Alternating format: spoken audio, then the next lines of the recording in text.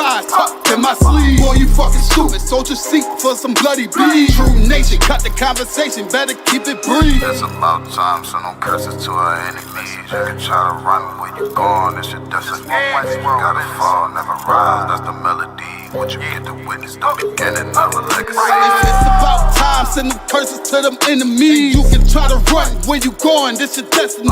Fusion gotta fall, never rise, that's the melody. What you get to witness, the beginning of a legacy. It's about time, send them curses to them enemies. You can try to run where you going, this your destiny. Fusion gotta fall, never rise, that's the melody. What you get to witness, the beginning of a legacy.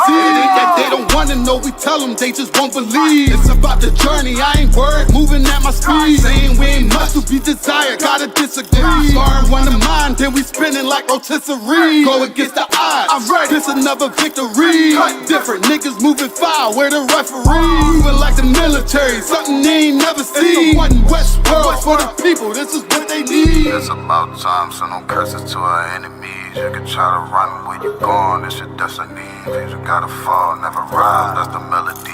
What you get to witness, the beginning of a legacy.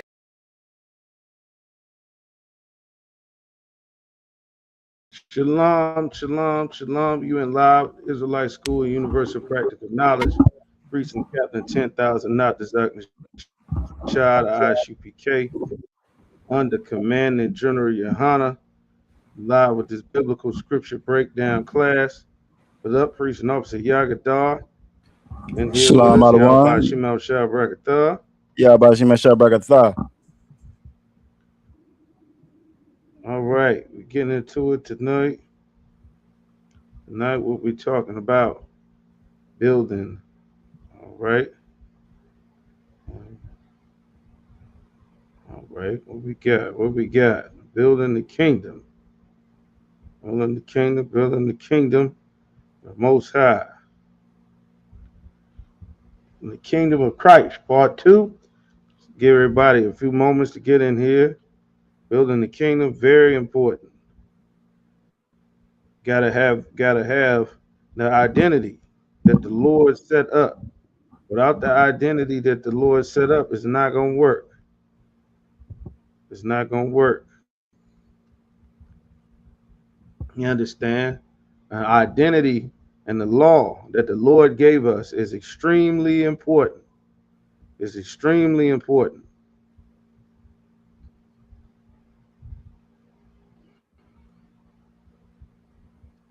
All right. What we get? Take me to Deuteronomy chapter 4 and verse 6, Yagadar.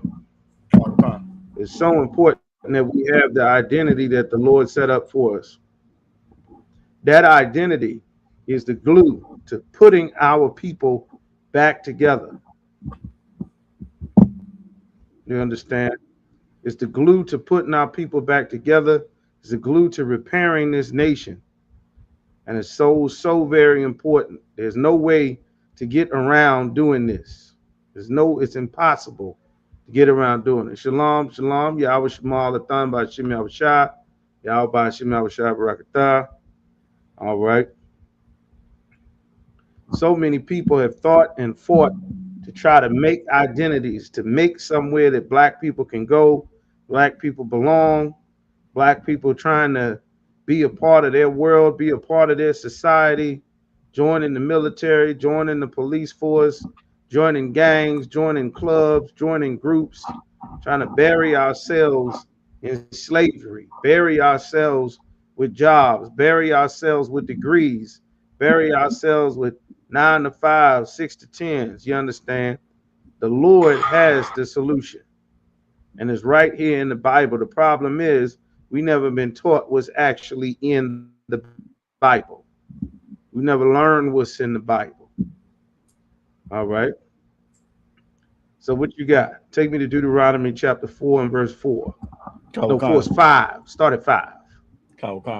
This is Deuteronomy chapter 4 and verse 5. Behold. Behold means look. Look is very important. Why the Lord is saying behold? Because he wants us to pay attention to something. There are so many things. Every word in the Bible is important. First and foremost, every word in the Bible is important. And there are so many things that are written in the Bible that it can be easy to overlook the words that's recorded in the Bible.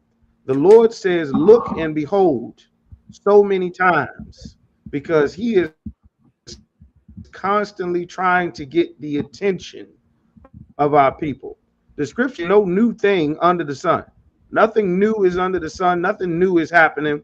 The problem is our people have not been paying attention to the things that the Lord has been trying to tell us.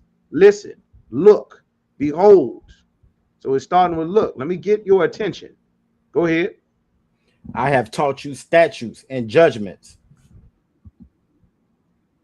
The Lord said, I have taught you statutes and judgments. This thing is very important because as a race of people, we all have an idea. That's why the title of this portion of Building the Kingdom is Identity and Law.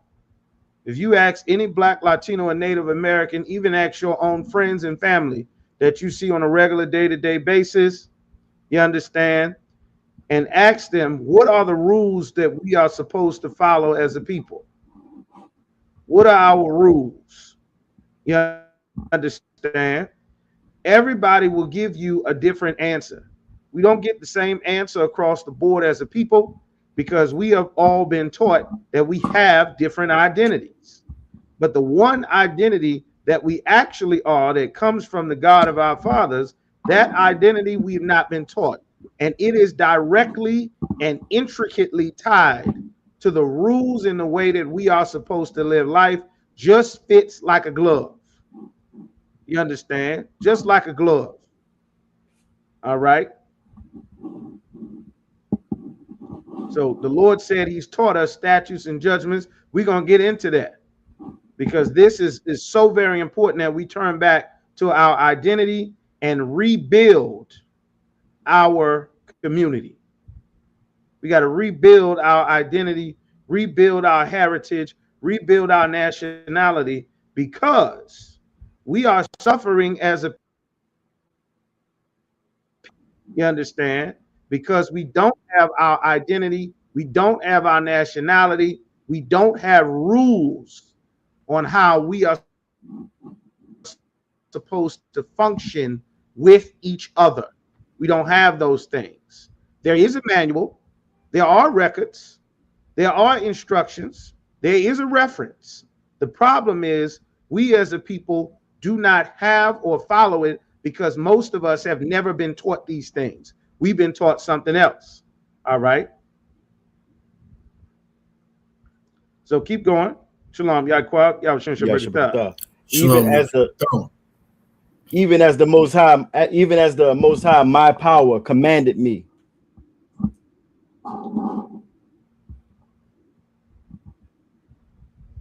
Even as the Lord commanded.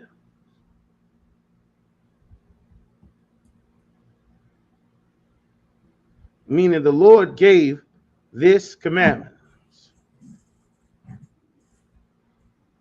Keep going. That ye should do so in the land whether ye go to possess it.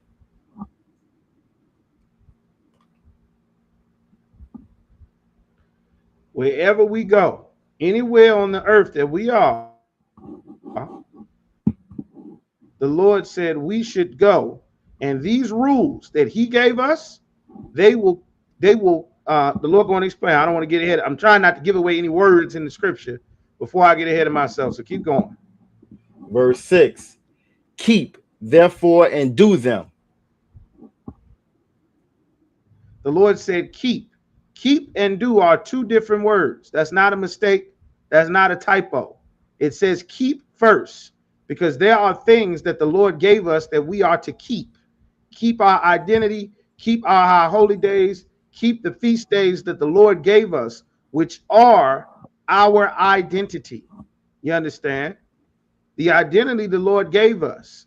Right now, we as a people, we are practicing and keeping the identity of other races of people. And it may seem harmless. It may seem harmless, but you don't know the spirit and the culture behind these people.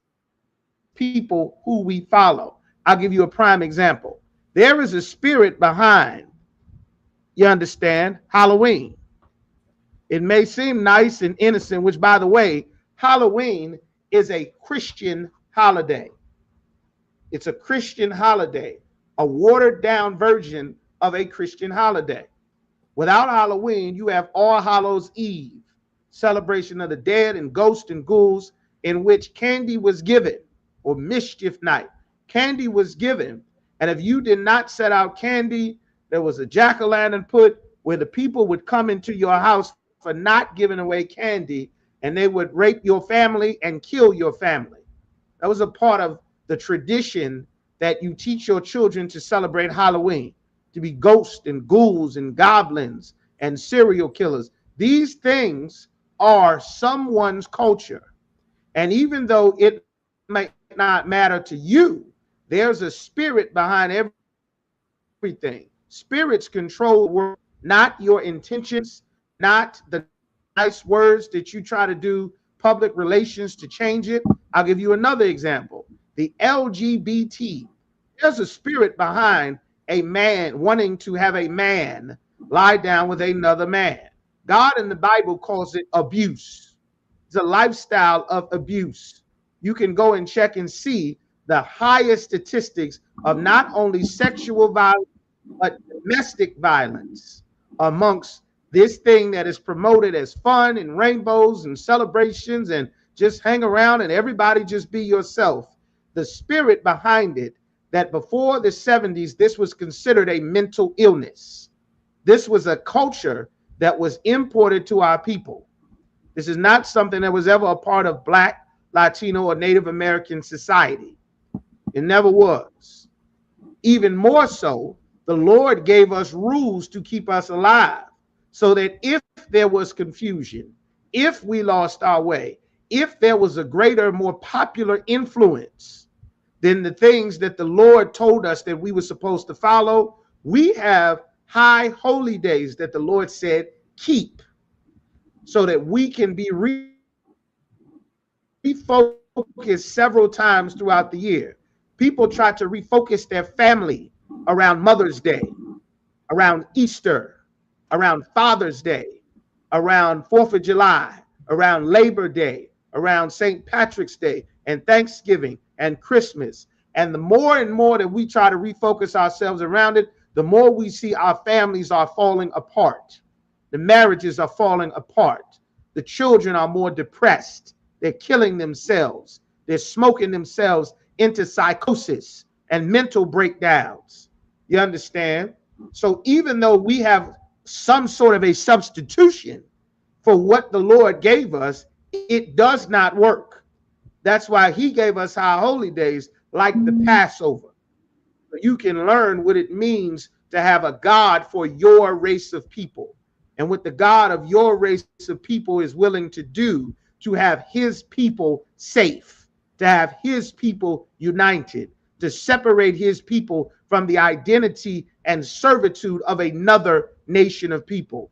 That's why we have the Passover, to remember that our God is not the God of all people. The unleavened bread, to remember the times where we had to struggle together as a people, eating unleavened bread, having the other nations of people who God said were our enemies, chasing us to kill us, to drown us, throwing our babies in the river. These things are important. Yaquab, give me Deuteronomy 32:7. These things are important to refocus the spirit of the identity, so that your sons and daughters and brothers and sisters will have laws about how we treat and deal with each other. So many people confuse salvation thinking that it's just a big party and a damn choir rehearsal, everybody going to sing with all your dead relatives for white baby Jesus. That is not what's in the Bible. That's why Christ himself said the kingdom of heaven is within you. You understand? The kingdom is within you. It's about what's inside of you, what you do. Love your neighbor, your brother, the children of thy people. That is the last thing on another black man, woman, and your black and Latino children. Your children hate each other. I had the grave misfortune of riding in the elevator with your children on my way home from the doctor's office. And I must tell you, it was terrible. It was terrible to hear how your 8-year-olds and your 10-year-olds and our 11-year-olds talk to each other. Your mama blows rods. F you, mother effer. F you, mother effer. You little B. You little B. Shut up, B. F you. F you. These are 8-year-olds, 9-year-olds, 10-year-olds. You understand? There's a reason why they behave this way. It took a lot of the Holy Spirit to not chastise your children on that goddamn elevator. You understand? But this is a much bigger problem. And make no mistake, it is absolutely your problem, even if it's not your badass kids on the elevator, in the street fighting at the bus stop, at the cemetery fighting, holding up traffic in the middle of the street, fist fighting up and down, weaving through the cars. It is absolutely your problem. You understand? Moses understood that his brothers and sisters, I'm trying not to get ahead of myself. Keep going, Yagadar. Keep reading. Salat. For this is your wisdom and your understanding in the sight of the nations. This is our wisdom and our understanding. Right now, we don't have wisdom as a people. These laws are a part of the identity that God said we are supposed to have. That's our code of conduct. This is the line in which our people can follow.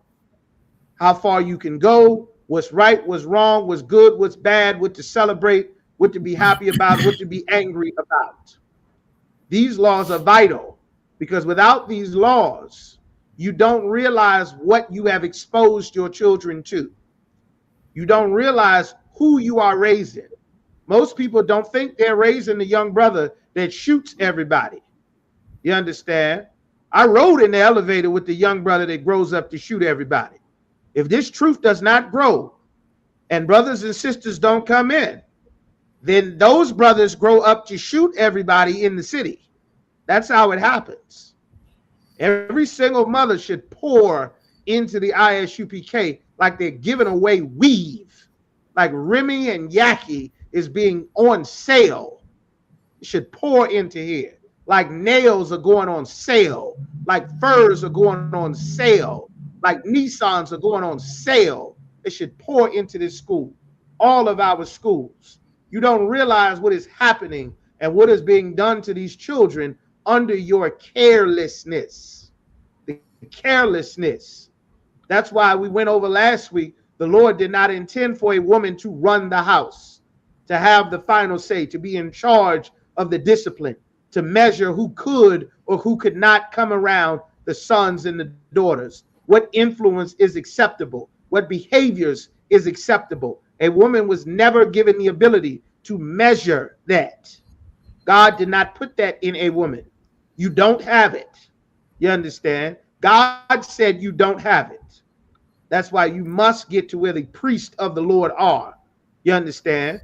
Right now, Senator Cruz, not Senator Cruz, was the old white man that liked to do all the push-ups that's crazy out of his mind, the Secretary of Health. He's a Kennedy, one of them Kennedys. He said, go ahead. What's his name? Oh, Robert F. Kennedy, out of one. Robert F. Kennedy. One too many Kennedys still alive. Well, Robert F. Kennedy said something about our black and brown children.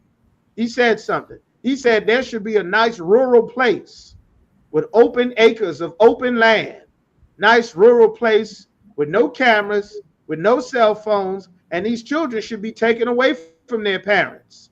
They should be taken away from their family, taken away from their mothers, where they can be reparented, where they can be put to work, where they can be free from the distractions of cameras and social media. You understand?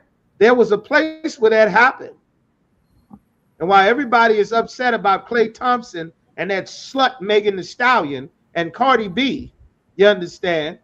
Everybody watching her for her new music and her failed relationships as she let everybody who can dunk the ball dunk in her damn box all over the internet. Nobody is paying attention to the actual legislation that is being passed and the words that the white man, who is the devil that the Bible speaks of, is saying before the Senate and Congress about your Black, Latino, about our Black, Latino, and Native American children. That place is called a plantation. You understand? Linda McMahon is the Secretary of Education. She already getting rid of the Board of Education. How many schools did they close in the city of Norfolk? How many did they close in 1 year? All the teachers are quitting. They can't sit in no room with them kids all day. They losing their mind, going gray, having strokes, getting bit, getting attacked, getting cussed out. It's a damn madhouse. The solution to this is we, and by we, I mean you. I'm already eye deep in it. I mean, you need to come into the ISUPK and learn how to raise up and do your part to fix our nation. This is not something that can be done passively. It's not something you can for action and participation.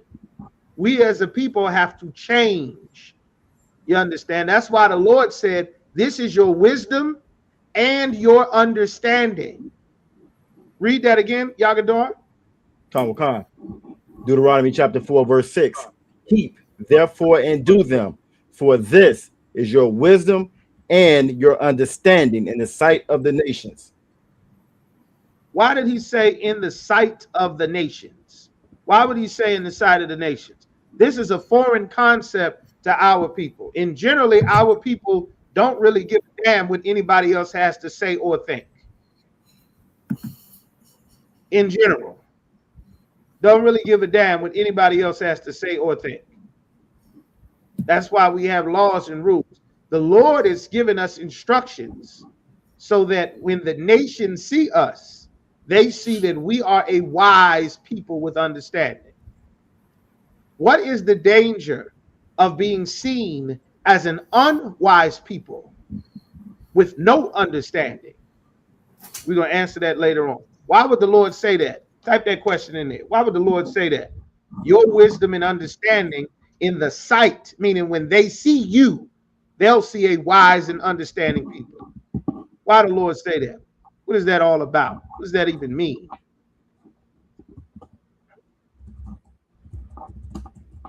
We want to give it a shot. What the Lord talking about?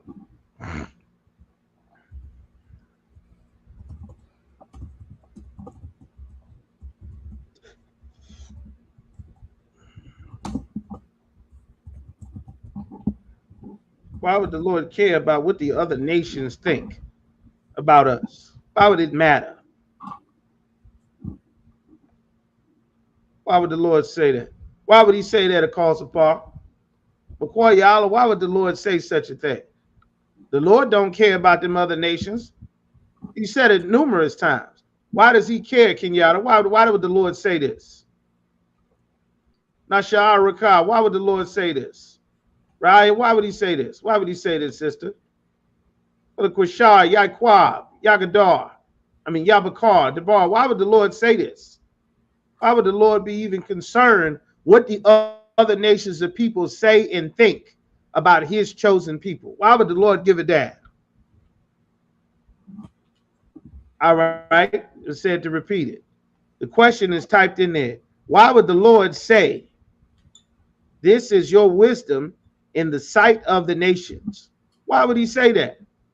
Why would he care how the other nations of people think about his children? And Salaki out of one. Salaki. Go ahead, Yagadar. No, I was going to say it was a viral video that went out this morning. I don't know if you've seen it, but it had our children reading reading a paragraph and how they were struggling reading it, and it went viral on Twitter. And it was just our kids, and it's speaking to exactly what you're talking about right now. How they look at us and view us as ignorant and can't read, and it makes us a prey to all the other nations. Salaki. Yes, that's a good question, sister, because they need to respect the hierarchy.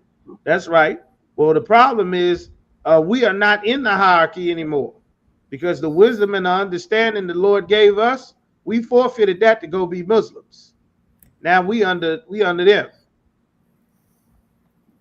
Salakia, because they would be used to execute judgment. That's a good one as well. Also, they know who his people are. That's a good one. They know who the Lord's people are. They don't give a damn. It brings them great wealth because we are the people of the Lord. They know.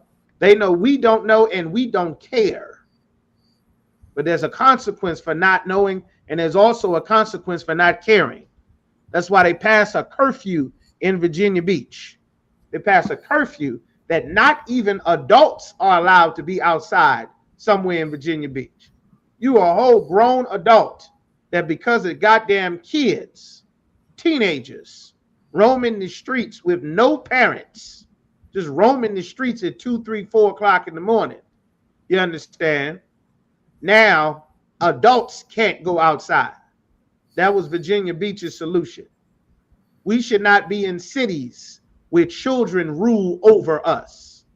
We shouldn't have that. There's a cause for that, and that can be fixed. The question is, do our people want to be fixed? Most of our people do not. But there's a consequence for not fixing your own problems as a people. Another race of people will fix your problems. Because we integrated, and let me not get ahead of myself. I'm coming to you, Yaquab. All right. It said to be superior to these other nations. That's right. That's a good one. Also called Sapar. Because we must keep the laws, we must stay focused so that we don't fall to the worldly mess. We are special. That's right, sis. Those good answers.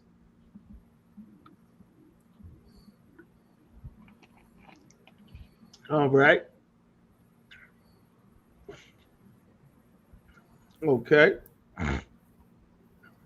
All of those are good. All right. Those are excellent answers.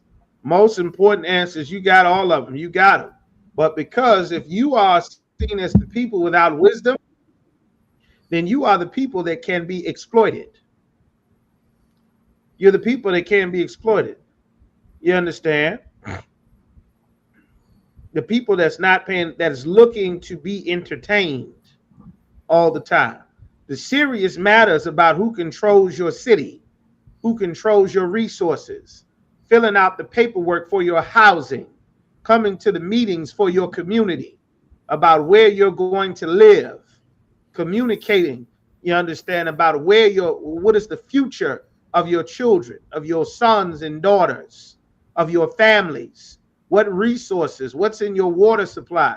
I covered a story a couple of weeks ago that there's a poisoned water supply system in a whole black town that was built on farming tobacco and cotton, that the black town never left.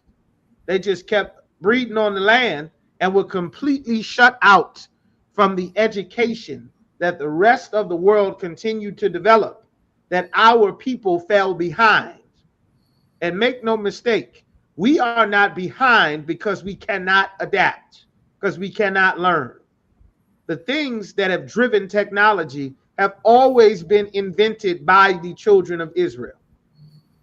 From the cell phone to the laptop to the colored TV, the HDMI cords, fiber optic cables, Ethernet cables, the home video game console, refrigerators, closed circuit television, security cameras, intercoms, all of these things we've invented, and a ton of other things that we will never get credit for.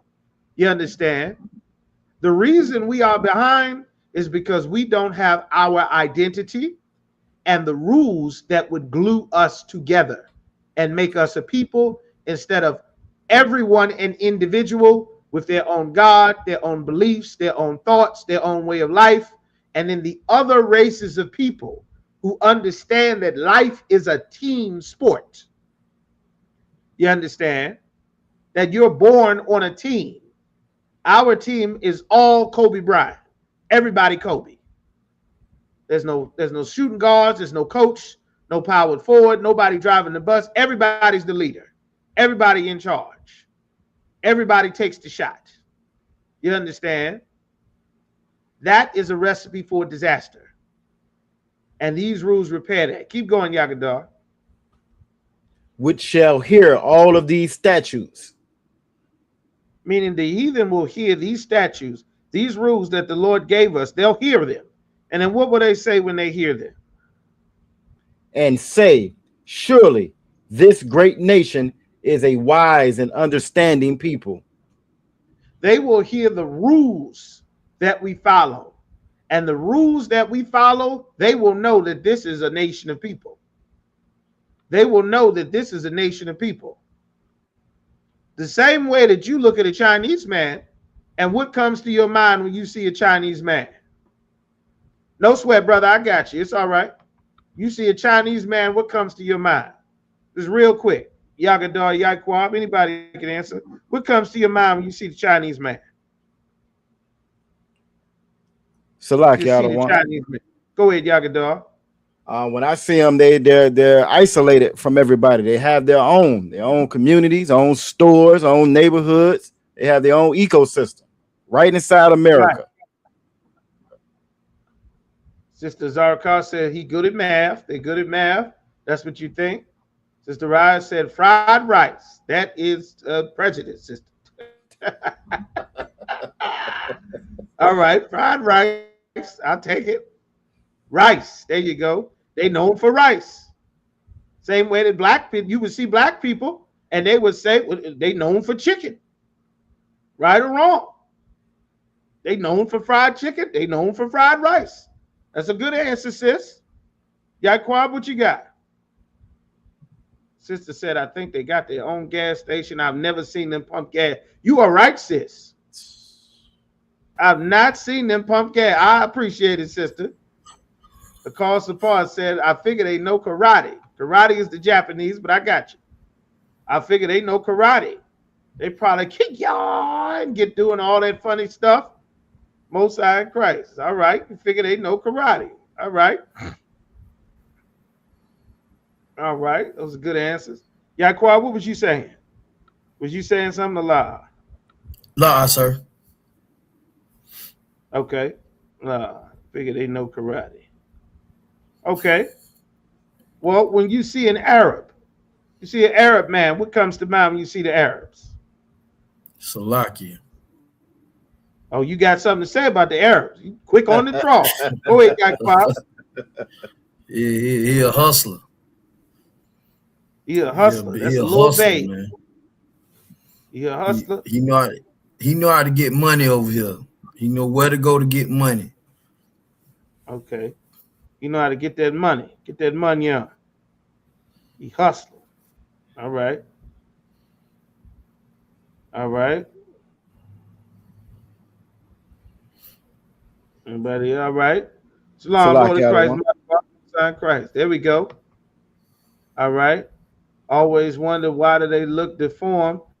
That's a good question, sis. They look deformed because of incest. Those are Sodom and Gomorrah. Lot had his children born in Sodom and Gomorrah. And after God killed everybody in Sodom and Gomorrah, which were 5 cities full of the LGBT Mecca of the old world, where they wanted to rape 2 angels simply because they didn't know who they were, and they were new men that showed up in the town. After seeing everybody die in Sodom and Gomorrah and fire come from the sky and their mother turn into a pillar of salt, Lot's 2 stupid daughters figured that they were the only 3 people still alive on the earth. So their solution to keep their father's seed alive, how admirable, also how stupid it was, their solution was to get their father drunk and then take turns, Cardi B and their father. And then they both got pregnant with incest babies. And that's where you get that epicantic fold and the mongoloid eye, or the Mongolism, or Down syndrome. You understand? All of that, which of course they teach you today, is linked to incest. That's where it began. An entire nation of incest babies, the so-called Moabites, which is the largest family of the so-called Asians or the Chinese, and the Ammonites, which is the second or the other great family of the so-called Asians, which are these so-called Japanese. All right. But that's why they look like that. That's a very good, honest, and black person question. It's a very good question. And the answer to all the questions we have as a people are right here in the Bible. That's why the heritage, the instructions from the real God that lives, that creates everything, he gave to us to know. And they're recorded in our records, which is the Bible. That's a very good question, sister. When you think of the Arabs, Sister Hadassah said they have their own community, especially up north. Yes, you know where their community is. They're not everywhere. You can't just waltz up in there. You won't know. Sister said you think of the Arabs, you think of torture. All right, that's a good one. When you think of the Arabs, my friend, my friend, my friend, the magic carpet must be hot in that hat and that man dress. I use the term friend loosely. Everybody, friend, my friend. There you go. They say that all the time. They all know their identity and who they are to stick to their race. Yes. And they stick to their own. That's right. Good answers. They use us for prey. That's right. Proverbs 22:6 speaks of training up a child, and they will one day follow it. Why is it that doesn't seem to be the case today? Even children brought up in the truth at a point. I'm see what you're saying. It says, there you go, Islam. When you see an Arab, you think of Islam. That's right. Why is it that doesn't seem to be the case today? Even children brought up in the truth at a point. I'm not sure what you mean, even children brought up in the truth at a point. But I'm guessing, I just want to clarify your question. I'm guessing that you're asking, yes, they are very feminine. Them Arabs don't like women around the party. They get in there and they get to Megan the Stallion and dropping and popping up under that man dress. You understand? You understand? They wild. Don't be caught in there. You seen the records what Muhammad do. He get down. He take little boys, little girls, he get it on. You understand? He came to party. Diddy party. Pope party. You understand? So why is it they seem to be the case? Well, number one, our children are not being taught. Underarms stink. All right. That's an observation. Our children are not being taught to obey the Most High. They're not being taught about the Lord at all. And that's a huge problem. That's why we're here talking about this. Because if they were being taught, then the things that we all are talking about would not be happening. All right. Okay. So yeah, we on that. Just clarify your question, Sister Ryan, because I'm gonna keep moving. I just need you to clarify your question. All right.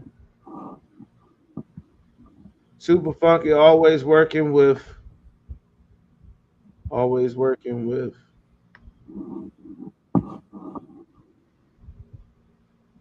public. Always working with public. All right. They got the smell. They got a certain smell. All right. Okay. Don't sound crazy. All right. So everybody is unanimous. They do not smell good. All right. We get it. But everybody's supposed to think something when it comes to us. And it's not basketball, dunking the basketball, throwing the football, dancing, boxing. That's what people see. They in front of my damn store. They getting high, they selling drugs, they fighting in the street. The woman is poorly behaved.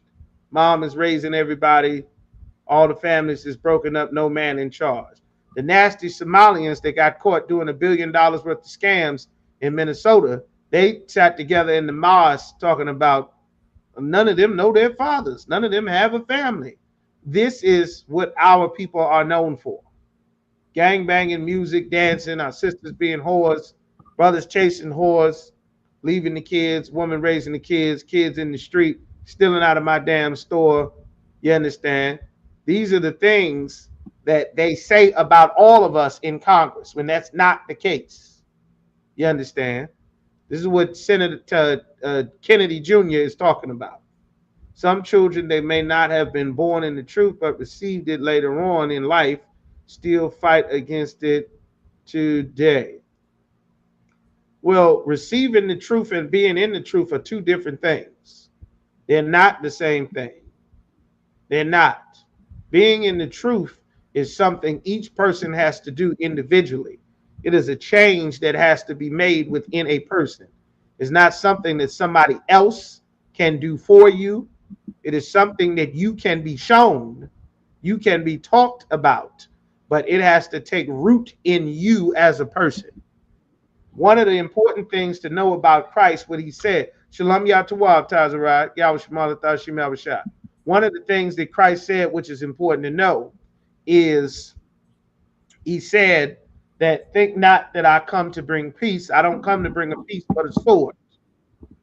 He said, from henceforth, there shall be, the house shall be separated.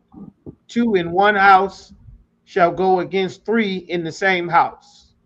You understand? Christ came to essentially tear the families apart, to just get who the Lord wants to be in his family and separate those people from their quote unquote families, while the rest of the family is getting high or voting or celebrating the military, having Easter, Mother's Day, Father's Day, Ramadan, Eid, you know, Chinese New Year, whatever the hell everybody else is doing who's not in the truth. While they are doing that, the Lord called people from that family to come in here in the truth, in the ISUPK, to dedicate themselves to be a part of the Lord's family, to be at the Lord's Passover, the Lord's high holy days. You understand? So that's how that works. You understand? After a certain point, everybody has to make their own decision, and that's just how it goes. That's how it goes. All right. That's okay. Most High in Christ. Yeah, that's what that means. All right. So if you need more, just let me know, sis. But Yagadar, keep going because we want to get moving on the Verse topic. 7. Go ahead. Verse 7. For what nation is there so great?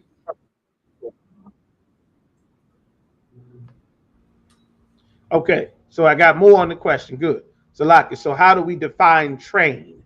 Train is a series of teaching. You understand? These rules and laws are part of the training. Christ gave a parable, the parable of the sower. All right, where's that? Matthew, the 5th chapter. Let's find that. The parable of the sower. That when the seed is planted, then comes wicked one to take away that seed. That's why we tell brothers and sisters to make it clear, if you are not in the ISUPK, you are not in the truth. Nobody else is authorized to teach the Bible. That's why we make it clear you are a fake Israelite if you're not in here. You're just a Christian. So that everyone will know there's a standard, there's rules, there's a hierarchy, there's a governing body, all the things that have always existed in the scriptures, and there were always fake Israelites who refused to follow them in the scriptures as well. Sadducees and Pharisees, the Sakari, Caiaphas, Abiram and Dathan, Korah, they refused to follow the order the Lord set up. In the Old Testament, most of them died. The New Testament, they were given power by the beast or the white man, who is the devil the Bible speaks of.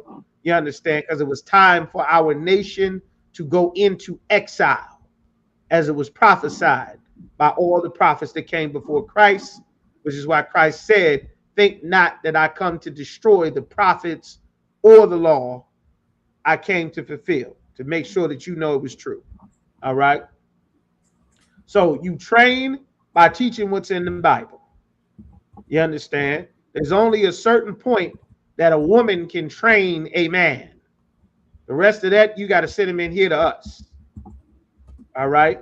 But to train a sister, to train a daughter, you would teach the things that it says to teach, the skills and things. The Lord did not make everything difficult. You understand? The confusion and difficulty comes with religions.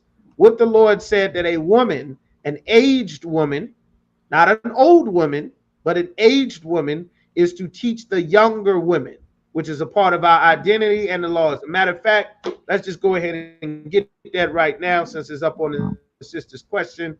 Take me to Titus. Should be Titus, the 3rd chapter. This is in the New Testament. All right. The aged woman is something that she is to teach a younger woman. The only reason that the younger woman used to listen to the aged woman is because granddaddy held gravity in that house. Without granddaddy's gravity in that house, without daddy's gravity in that house, that things will go off the tracks. They can't help but go off the tracks. That's why one of the reasons most of our people believes that it is a politician's responsibility or Jesus's responsibility to magically make stuff happen is because the Christian church caters to women. The Bible does not cater to women. God in the Bible does not cater to women. God in the Bible made a woman to cater to a man. But by removing that man, you completely remove all the gravity to keep everything's going in orbit the proper way, which is very essential. That was the first thing the serpent tried to do, and he did successfully in the garden, was to remove Adam's authority over Eve. Not with Eve, not to help Eve, not to give Eve all the desires of her heart, but to rule over Eve. You understand? Once he didn't anymore, people started to die. Everything went off the rails. All right. So let's go ahead and get this now, which was a part of the lesson. We can go ahead and touch on this a bit. Now, Titus, you got 2. When it says Titus, the 2nd chapter, what does a woman teach? Which is what I'm assuming, because there's only so much a woman can teach a boy. At a certain point, that boy has to get away from you. He has to get away from a woman. He has to go and get to where men can take over the training of his manhood. He has to. You understand? It's not going to work with just bombing. I understand. We working on a curve. Our nation is in exile. We destroyed as a people. You got to get that son in here with us before the blood at his school get to him, before the Crips at his school get to him, before the gangster disciples and the drug dealer and the military recruiter and everybody else get, and the LGBT and everybody else get to your son. You better get him in here to us so we can get on damage control immediately. All right. So now it says, let's see what a woman would train. Titus chapter 2 and verse 3. Who want to give it? Boy, give it to me.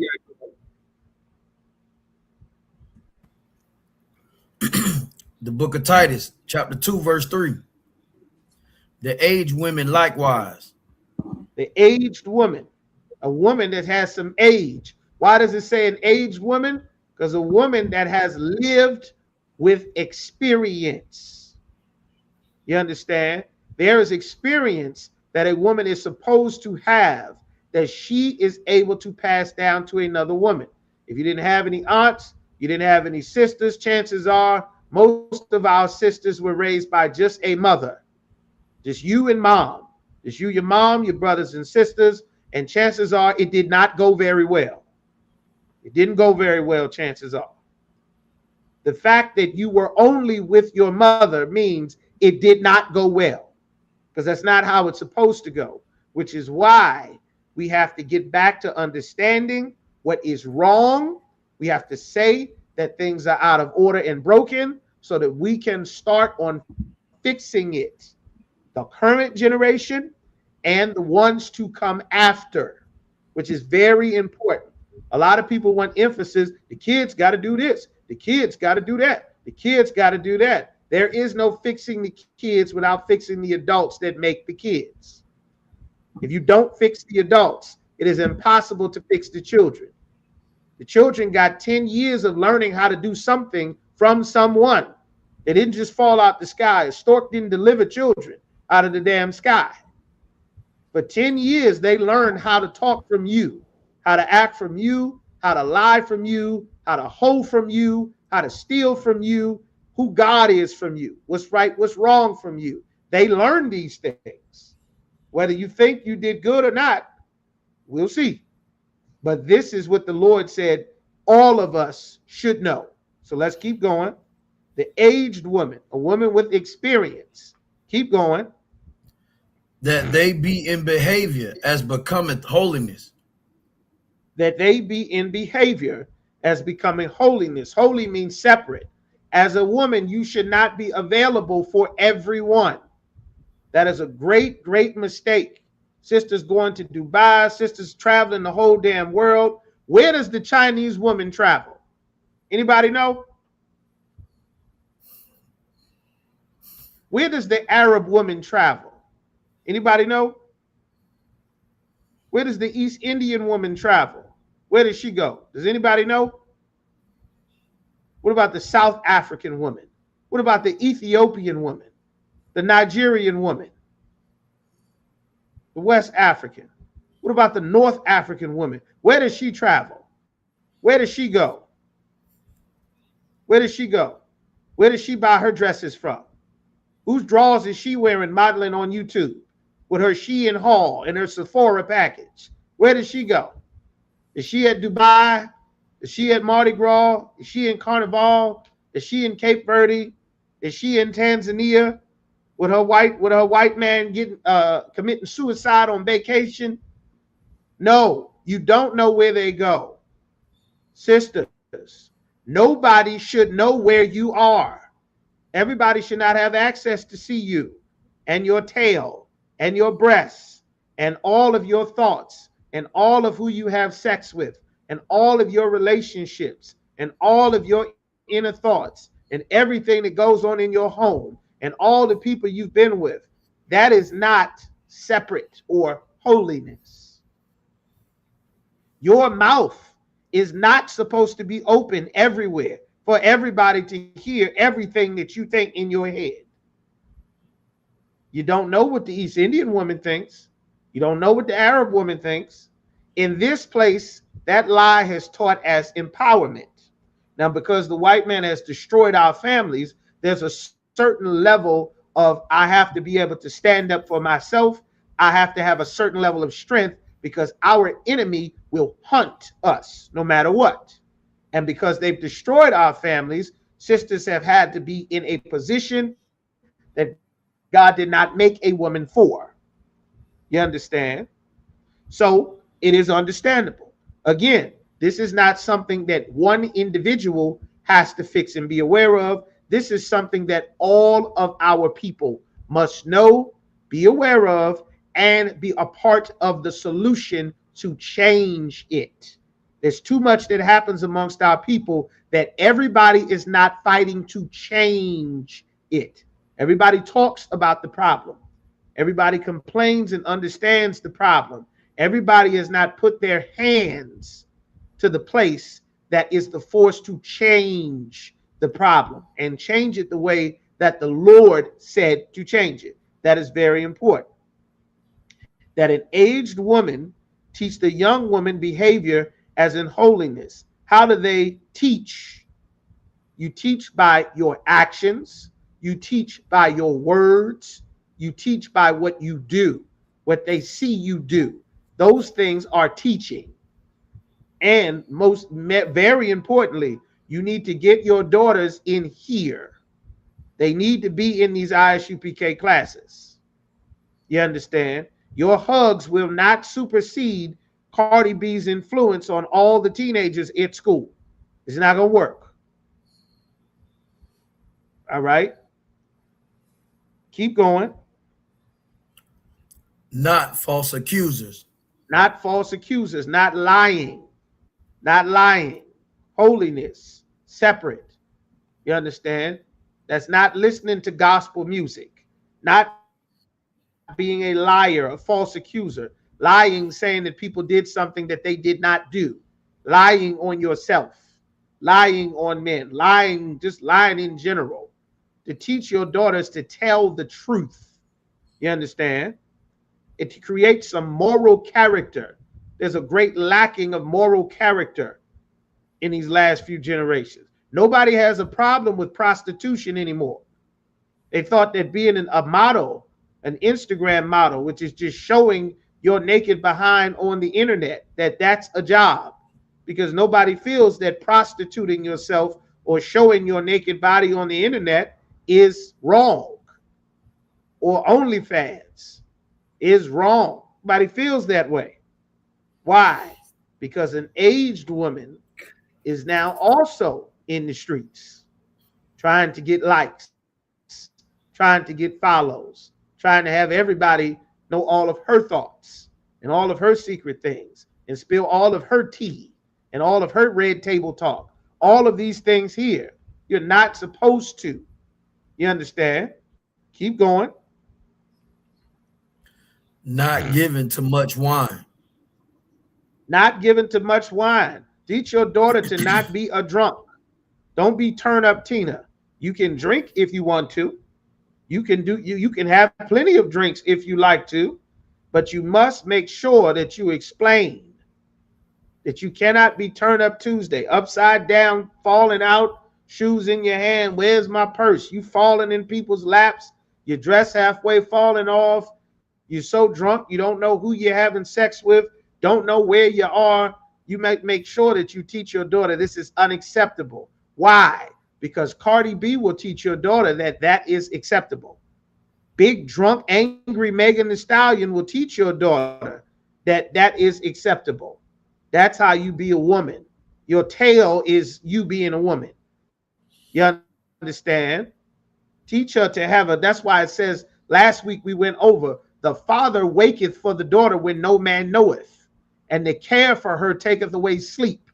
Have a care of her body, because mommy might not understand what is not the appropriate way for your daughter to dress. You understand? Mommy might not understand that. The father understands things that mommy does not understand, because the Lord put something in a man that he did not give to a woman. The same way that the Lord gave something to Adam that he did not give to Eve, that the serpent offered Eve. And when Eve thought she got what God gave Adam, it ruined her family. One son became a murderer. One son became a body. Then they got evicted from paradise. And it all went downhill after that. You understand? These are sad, hard lessons.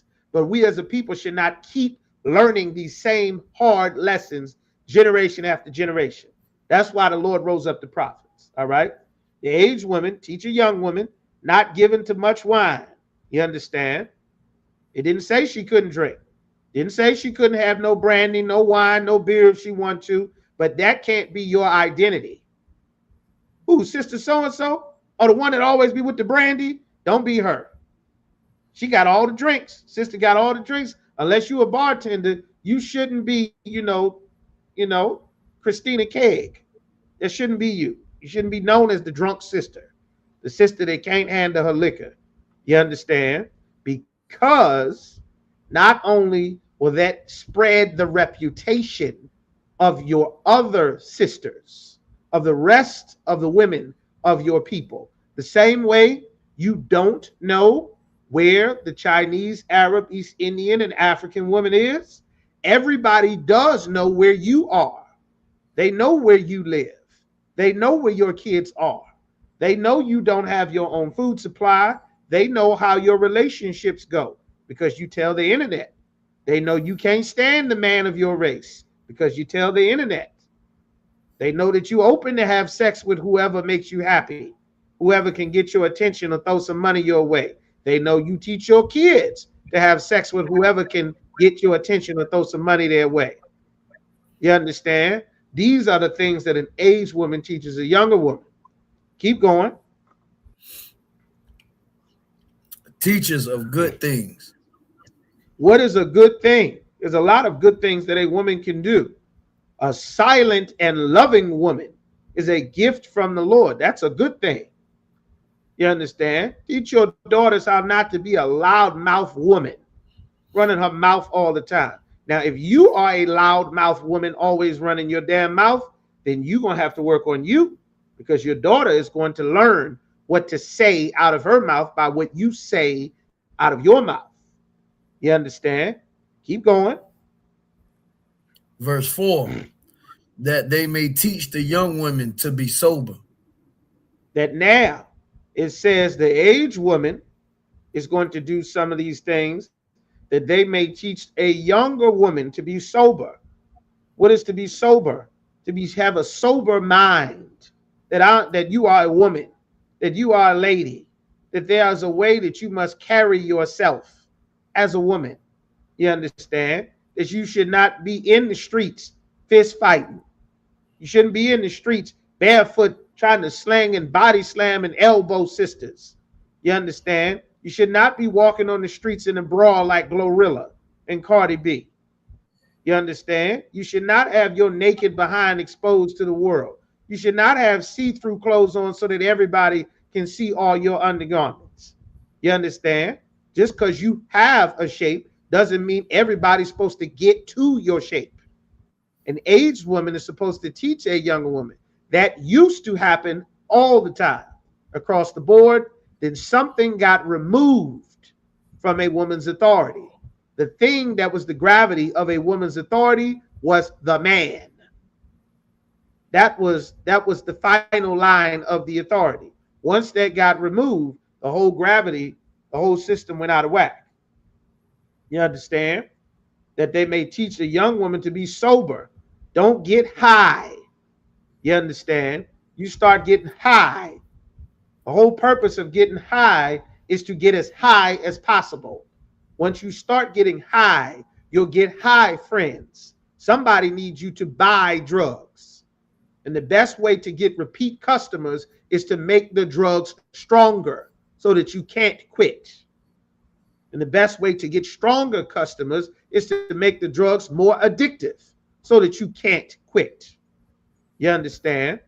They have something called marijuana psychosis, where the youth, the teenagers, the young are smoking so much weed that it is causing them to go bipolar, to become schizophrenic, to develop behavior disorders, that the complete, before your brain starts to grow, which it doesn't finish until about 26 or something, that you start to damage the trajectory of your brain's growth patterns to the point that they get permanently altered before they even get a chance to grow.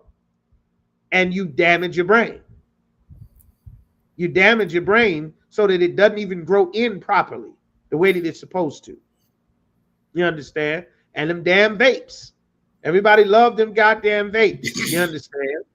Stop finding something to suck and blow smoke out of your face. Stop. The damn vapes causing something called popcorn lung. Tiny shards of metal and plastic are inside of those damn vapes that everybody loves so much. And it is creating micro tears in your lungs so that your lungs ultimately end up like popcorn. They got a condition called popcorn lung, where so much damage from the microscopic pieces of metal in all your damn vape smokers, you understand, smoking vape juice, cuts your lungs up to the point where they can't hold oxygen properly. And it is growing and growing to an epidemic level, especially amongst your teens, your youth, your young men and women. You understand? All right. It says, teach them to be sober, have sobriety about what? Keep going.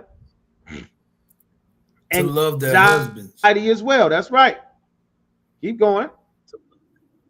To love their husbands. To love their husbands. To train a young woman to love their husbands. You have to be sober. Cardi B is in the streets looking for a husband. But the previous decade of Cardi B's life, she's told everybody that she's been hoeing and drugging men, having sex with men, having sex with women. What man, what husband? She's not been sober. You understand? You must teach your daughters that that is not an option to go and hoe for money until you get a better financial situation. That's not an option. That stopped being taught. And now we have what's called the OnlyFans generation, where nobody thinks prostitution is bad. And then the same sisters are also on the internet wondering why. She made a song, Cardi B made a song, and the song says, low down, dirty, good for nothing dogs, I'm convinced all the men are dogs. The rest of the song, she's saying, you know, I'm outside. I want to show everybody this tail. I want to tell everybody how much of a drunk I am. I want to have sex with girls. I want to have sex with men. I want to have sex with everybody. You know I'm a hoe. You know I'm a freak. You know I'm a slut. You know I'm in the streets. Why I can't find no good men? I'm convinced all these niggas is dogs. She was not taught to be sober. She was probably taught her rosary. She was taught Hail Mary. She was taught Jesus loved everybody. When her and Megan Thee Stallion got that award for that WAP song, they sung and scissored each other and kissed each other, sang about how good their box was, and then proceeded to lose every relationship they got in for the next 5 years. You understand? All of them failed. When she got an award for that song, she sang, when Jesus say yes, nobody can say no. Because she was taught something about Jesus that was not Jesus or God in the Bible. You understand? And this is why your identity and the law are an important part about building the kingdom. This is said that they may teach the young woman to be sober. She was not sober about the fact that after she's had sex with everybody, who would she attract? You understand? She didn't have a sober thought about it. She figured, you know, whatever. Everything would just magically work itself out like a Disney movie. And now she's finding out that that's not the case. You understand? Which is why sisters need to change their lives, cover their head, put on a dress, shut their mouth, and get in these ISUPK classes so that they can get a brand new spirit, and they can become a brand new person and learn how to not be who they were in the world. Same thing with brothers. You understand? To start their life over, to love their husbands. You understand? Why does it say love their husbands? Because that is the point of you being a woman. That's the whole point. You understand? Life for a woman is to revolve around her man. That's how God created it from the very beginning. Trying to remove that man marries you to your job, to your degree, to the bills, to the boss, to the landlord, to the society. It makes you free use for everyone because there's no boundary. There's no border. You understand? There's no one to tell a job, you can't open your business at 6 a.m. because I don't want my wife on the street at 4 a.m. to get to your slavery. I don't want her in the street driving in traffic at 5 and 6 o'clock in the middle of darkness at nighttime to get to your office to open your business. I don't want her out running your hotel at 11 and 12 and 1, the witching hours, the kidnap hours, the disappearing hours. I don't want her out there. I don't want my daughters out there. My dad don't want my mother out there. That would completely change all the businesses in the country. And they all close at a certain time. None of them will be open on the Sabbath day, which is what was supposed to happen, which is the best day of the week, which is why the Lord said, this is your wisdom and your understanding in the sight of the nations. Oh, we can't sell nothing on Saturday. All the Israelites, they off. You understand? We can't push fentanyl. Who we going to sell fentanyl to? We're going to get the Mexican cartel. The Mexicans are Israelites. They don't use no weed. They don't sell no drugs. Let's try the Colombians. The Colombians are Israelites. Tribe of Asher. They ain't going to sell no drugs in Colombia. They ain't going to sell no crack in Brazil. We ain't going to be able to do no drugs in Panama. It ain't going to work. Let's try Haiti. Haiti. No, them Levites. Let's try Puerto Rico. It's Ephraimites. Those are Israelites. You know how the Israelites are. Israelites don't get high. They don't smoke. They don't sell drugs. They don't deal with the other nations of people. It's not going to work. If I could just get one or two of them, they're going to stone them to death. But it's not going to work. And then they would give up. That's what they did in the past. They would respect us as a people. And these laws would show our wisdom and our understanding in the sight of the nations, that everyone would see and know this is a wise people. They understand. It says to love their husbands. How do you love your husband? You support your husband. Strengthen your husband. To build your husbands up. You understand? To love your husband. To listen to him. To hear the things that he's actually saying. You understand? That's an important skill. Sisters have to be taught that skill. It's not something that comes natural anymore. These are things that grandma used to be able to teach, and you would have it down pat. By the time you 15, 16, 17, you would have been learning for a decade and a half. You would have had a head start. But now we playing catch up. It's understandable. You can do it. Don't worry. You'll learn. You understand? Because when Christ returns, this is also something very important to learn about the kingdom. When Christ returns, you women won't have your own house. You won't have your own house. You won't be able to just up and leave and go wherever you want. You won't have your own chariot to just roam around the planet. All that's over. You won't have all the gold and silver. No, you won't. Whose gold and silver will you have? You may be given some gold and silver, but you won't have your own gold and silver everywhere. You won't be running the city. You won't be running the inn. You won't be running no job. You won't be running a mission. You understand? All of this world that Esau has created is not a righteous world. You won't be given no authority to run everything, ruling over men, judging, being the police, going everywhere. You will not be allowed to do so. There will be no such kingdom where this will be allowed ever again. The reason these things were given was to destroy our people. It wasn't for your benefit. Granddaddy put grandma in a house. Granddaddy put grandma in a kitchen, and that kitchen became a restaurant. That restaurant became the family restaurant that the whole community ate from. You understand? That's what happened. Keep going. To love their children. To love their children. You have to teach how to love your children.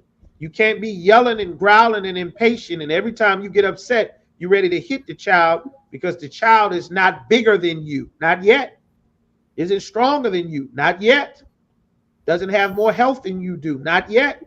Doesn't have their own money. Not yet. A woman has to be sober about what she says out of her mouth. You understand? You can turn your son and daughter into a drug dealer or a whore based on what you say out of your mouth. Stop telling your children, I can't wait till you get 18 to get out of my house. No other race of people says that stupid stuff to their damn kids. Nobody.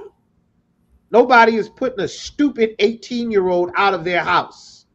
A damn 18-year-old can't file taxes, can't write a check, can't balance a checkbook. You understand? Don't know about mortgage, interest rates, credit cards, percentages. Unless you've been raising a CPA, your teenager does not know how to run life. Other cultures of people don't even put their kids out the house until they get married at 25, 26 or something. You understand? This is moving from place to place to place. The whole structure is unstable. We have to fix how we deal with each other on a day-to-day basis so that we can love each other and not be biding our time till I never have to see you again. Because I've been hating you since I was 7, since I was 5. Because you have no consideration about me. You don't have consideration about leaving all these dishes in my damn sink, about never taking out the trash, never cutting the grass, leaving your socks everywhere, dirtying up my carpet, not cleaning out the tub, not putting your toothbrush back, leaving your dirty clothes everywhere. That's why in the Bible, it says, if thy brother or sister offend me, go and tell them his fault between he and thee alone. The point is so that we learn to consider how our actions affect one another. And that is a desperate lesson that no one is teaching outside of the ISUPK. They must learn that. A baby does not care that they make all of this noise and nobody can get sleep. You have to teach this baby, don't make all of this noise. Other people here just got off of work. Other babies here are taking naps. You can't just yell out and scream whenever you want. You have to be able to go to the bathroom because you have to be able to go to school. You have to be able to progress. You understand? There's a time frame when everyone has to suffer or bear the infirmities of the weak. But you are also someone that everyone else is going to depend on. We need you to be able to do this so you can go to school. We need you to be able to progress. We can't have you skipping school. We can't have you running the streets. We can't have you going to court. Now we have to buy a lawyer. You understand? We can't have you losing your coat, losing your hat. Now you get sick. Now we got to go to a doctor. Can't have you playing in the street. Suppose you get hurt. Suppose you get harmed. What about your brother? What about your sister? You understand? It's to teach you to be a family. Nobody has better families than our people. Nobody. Because the Lord gave us rules about how to have a family. Marriage to the other nations of people in the Bible was just you go take a woman, drag her off, and you have sex with her. And then while she's sitting crying, you go bring a couple of goats to her father, say, hey, caught your daughter, going back with the water. She real beautiful. I'm going to keep her now, but here's some goats. That's what the Hamites did to Diana. That's why Simeon and Levi went and killed 200 of them. You understand? So we are supposed to deal with ourselves a certain way. Most of the issues that we have are things that we as a people have never talked to each other about. And we don't have moderators. That's why the UPK is so important, to have these open discussions as to what the Lord said is our identity, how we're supposed to function, and the laws about how to make us be together as a people. This is the instructions that a sister would teach a younger sister, to love their husbands, to explain that there's a reason why that you're doing something. There's a goal that you're working towards. You understand? To love your husbands. You aren't supposed to just be facing life head on. That's why sisters are having all these strokes, all these heart attacks, all this stress-related stuff. You aren't supposed to just be facing life head on indefinitely for 20 years, 30 years, 40 years, 50 years. The Lord did not make a woman to be that way. The Lord did not set life up to be that way. The white man set life up that way. And to repair and build our kingdom, sisters have to understand this. Because right now, nobody is being taught that the head of the woman is the man. Not Jesus, not the pastor, not the president, not the mayor, not Dr. Fauci, not Dr. Phil. What's the one that get his eyebrows done? The one everybody loves. Him, not him either. Like, you have a man, your man, That is the one that is in charge of you. If you don't have one directly, you have a camp leader to teach you all the same things, most of the things that you are supposed to have learned or been taught by your mother and your father. Most of our people don't have a mother and a father. Most of our people have not seen a mother and a father. This is why we must learn this to rebuild our kingdom. All right? Lovers of their children. Read 4 from the top one more time, Yaquab. Titus 2 and 4, that they may teach the young women to be sober. To be sober. Teaching to be sober. Have sobriety. Have a care about your body. To not have sex with everybody that you can in elementary school, in high school, in middle school. You understand? In college, in your whole phase, during hot girl summer. Someone must tell them that. If you think it does not matter, Cardi B will teach her otherwise. Megan Thee Stallion will teach her otherwise. The cheerleading team will teach her otherwise. The football team will teach her otherwise. The basketball team will teach her otherwise. Band camp will teach her otherwise. Church camp will teach her otherwise. You understand? You better bring her and sit her in front of these classes so that she can hear the word of the Lord. You better go get her. You better go get him. Keep going. To love their husbands. To love their husbands. You are preparing for a job. You're developing skills for a job. Same way you build your resume. How would you know how to love your husband? Women with husbands will teach you. That's how you learn. How would you learn? What skills would you need to be a wife? Someone who's already a wife will teach you. What's she going to teach you? How to prepare a home. How to make someone want to stay in this house. A lot of the children are roaming the streets because that house is not a place anybody wants to be in. There's nobody cleaning the carpet. That's how you keep is that in there? To be keepers at home? All right, let me not get ahead of myself. Just keep reading, Yaquab. Salaki. To love their children. Love their children. Be patient with that potty training. Be patient with that potty training. This little thing wasn't alive 26 months ago, 31 months ago. You understand? It was a sack of slime and bones inside of you. Be patient. It can't hear properly. It can't understand properly. It doesn't have teeth to chew properly. It can't digest food properly. You understand? It's been drinking liquids for 14 months or 10 months or 9 months, however long it is now. It's growing.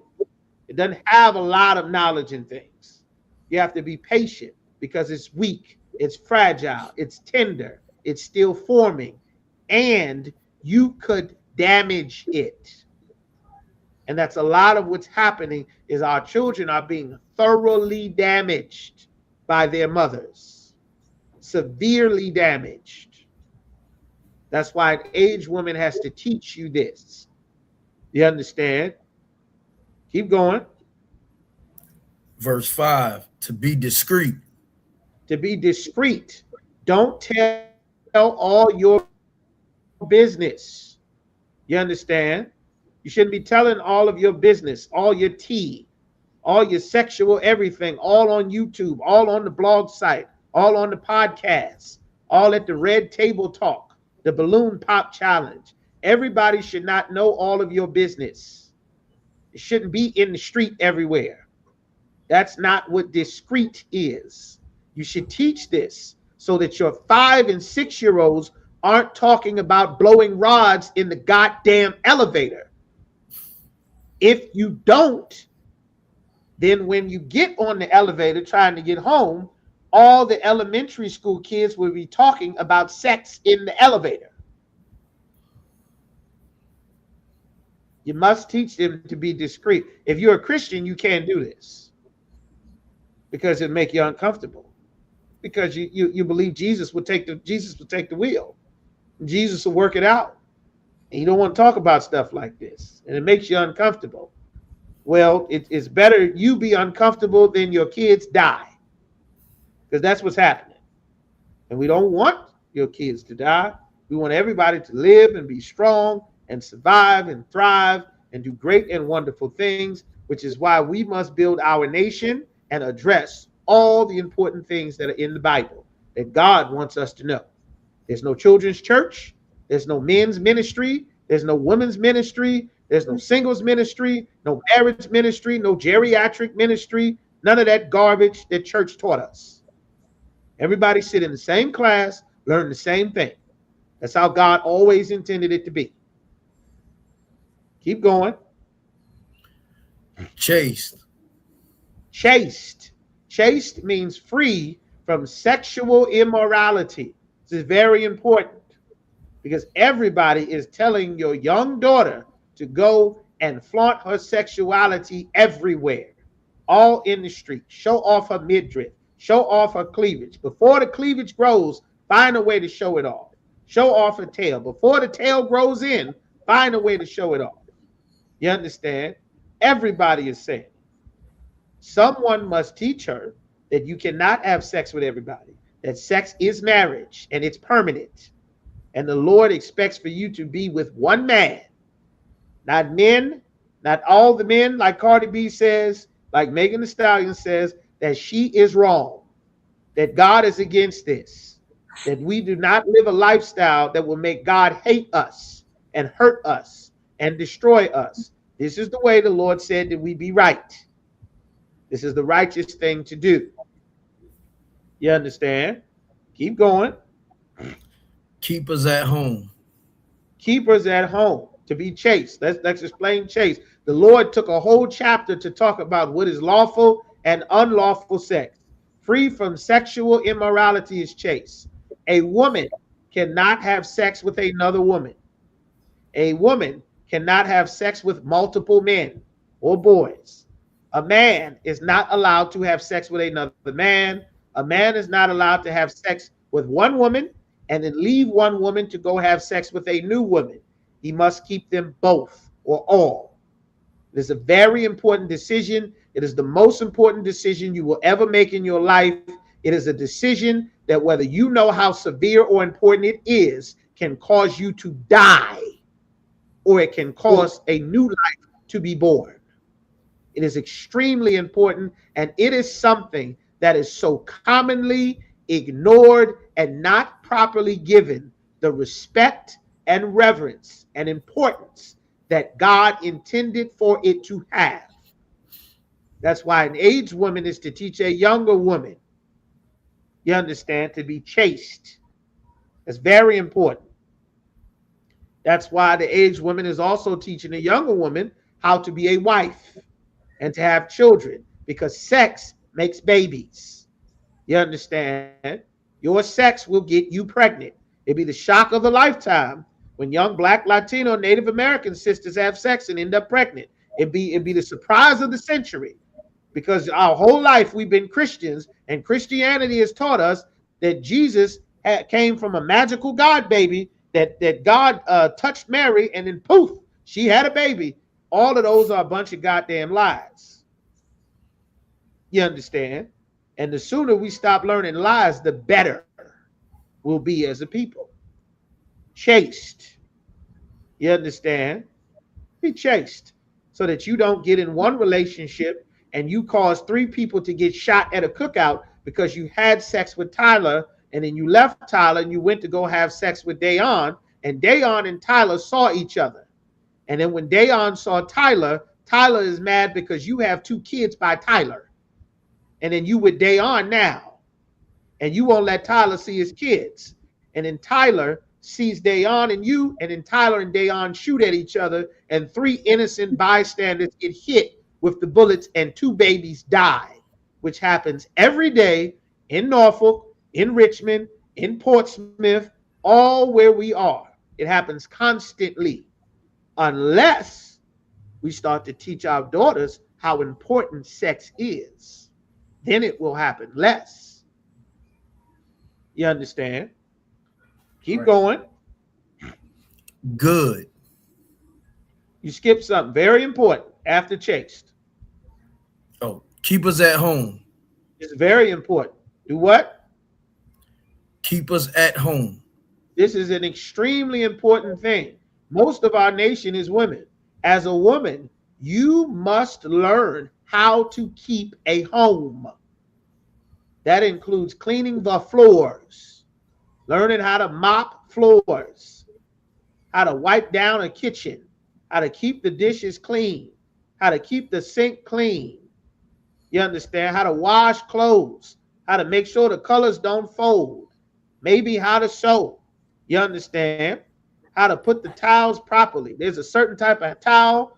Yagadar, there's a towel for your hand. There's a towel for your face. There's different type of washcloths. All of them seem like the same damn thing to me, but apparently there's a towel for something. I remember going somewhere and you go to the bathroom. It was just the bathroom. It was toilet paper, had some soap there, a couple of brushes. It was the bathroom. Then I went back to that same place after someone who was a keeper at home. And in the bathroom smelled like jasmine and lemon scent.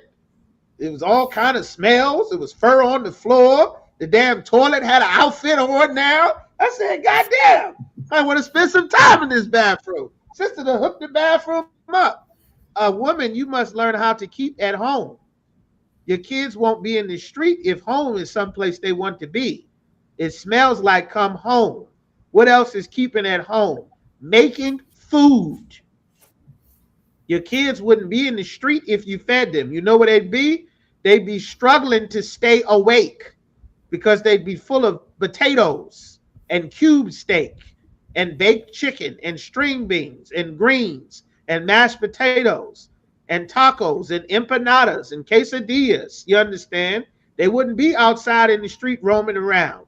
They'd be sleepy at home in the bed. There's a skill to keeping a home. There's a way to keep a home. You can't keep a home if you have people going in and out of your house. That's not a home. That's a trap house. You understand? You can't keep a home if people are free to come and go. If there's different men, different women coming in and out of this house, that's not a home. If you are not chaste and you have sex with multiple people, then your kids might not want to be in the house with all the men you have sex with. They'll be walking around the city at 2, 3, midnight, 10, 11 o'clock. They won't be at home getting ready for bed.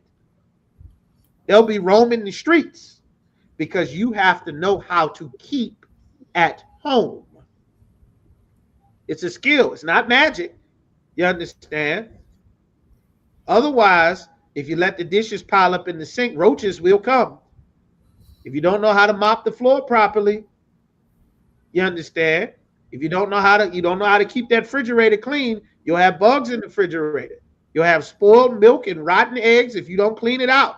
Some people throw away leftovers too soon. So lock it. But you got to clean out the refrigerator. There's a skill. There was a thing that this skill was called. You know what it was called? It was called being a woman, being a mother, being a wife, having some ability to take care of who is at home. What's in the house? Is there a medicine cabinet? Is there cough medicine? Is there allergy medicine? Headache medicine? Is there ace bandages? Are there band-aids? Is there peroxide? This is keeping a home. Are there towels? Are there blankets? Is there extra pair of pants or sweatshirts in here? You understand? Are there baby clothes in here just in case something happened? Do I know these skills? Do I know how to put a baby down for a nap? Do I know how to deal with a baby that's teething, that has a fever? Somebody fall, get a knot on their head. Do I know how to deal with that? When do I take care of it versus when do we go to the emergency room? There are skills that are supposed to be passed down to you. If you don't have those skills, no sweat, you come into the UPK. There are sisters to make sure that you get the skills. There are camp leaders to make sure that you get the skills. No sweat. Just get in here quickly, very quickly. You understand? Hair. You can't take care of your children if you can't do their hair. You got to learn something about hair. Even if you're not a hairdresser, you got kids, little boys and girls, you're going to have to learn how to do something with hair. You understand? You got enough time to travel to Dubai and all over the damn world and get in trouble and get locked up overseas. You got time to learn how to do kids' hair. You got time to learn how to potty train. You got time to deal with teething. You got time to deal with homework. Be patient with your kids doing homework. Help them read. If you don't have these skills, you need to practice to get better. You have to learn. The same way if you wanted a slavery, you would go and study what the slavery need. If I want to be a nurse, if you want to do this and that, you would take courses. You would apply yourself because these are important skills that I must have as a woman. How do I know? God put them here in the Bible. That's how I know. So I don't have to guess. I don't have to wonder. It's right here in the Bible. That's why we have scripture breakdown class instead of fellowship and Bible study. Keep going. Good. Good. Be good. Be a good woman. A good woman. You understand? Doing the opposite of these things above do not make you a good woman.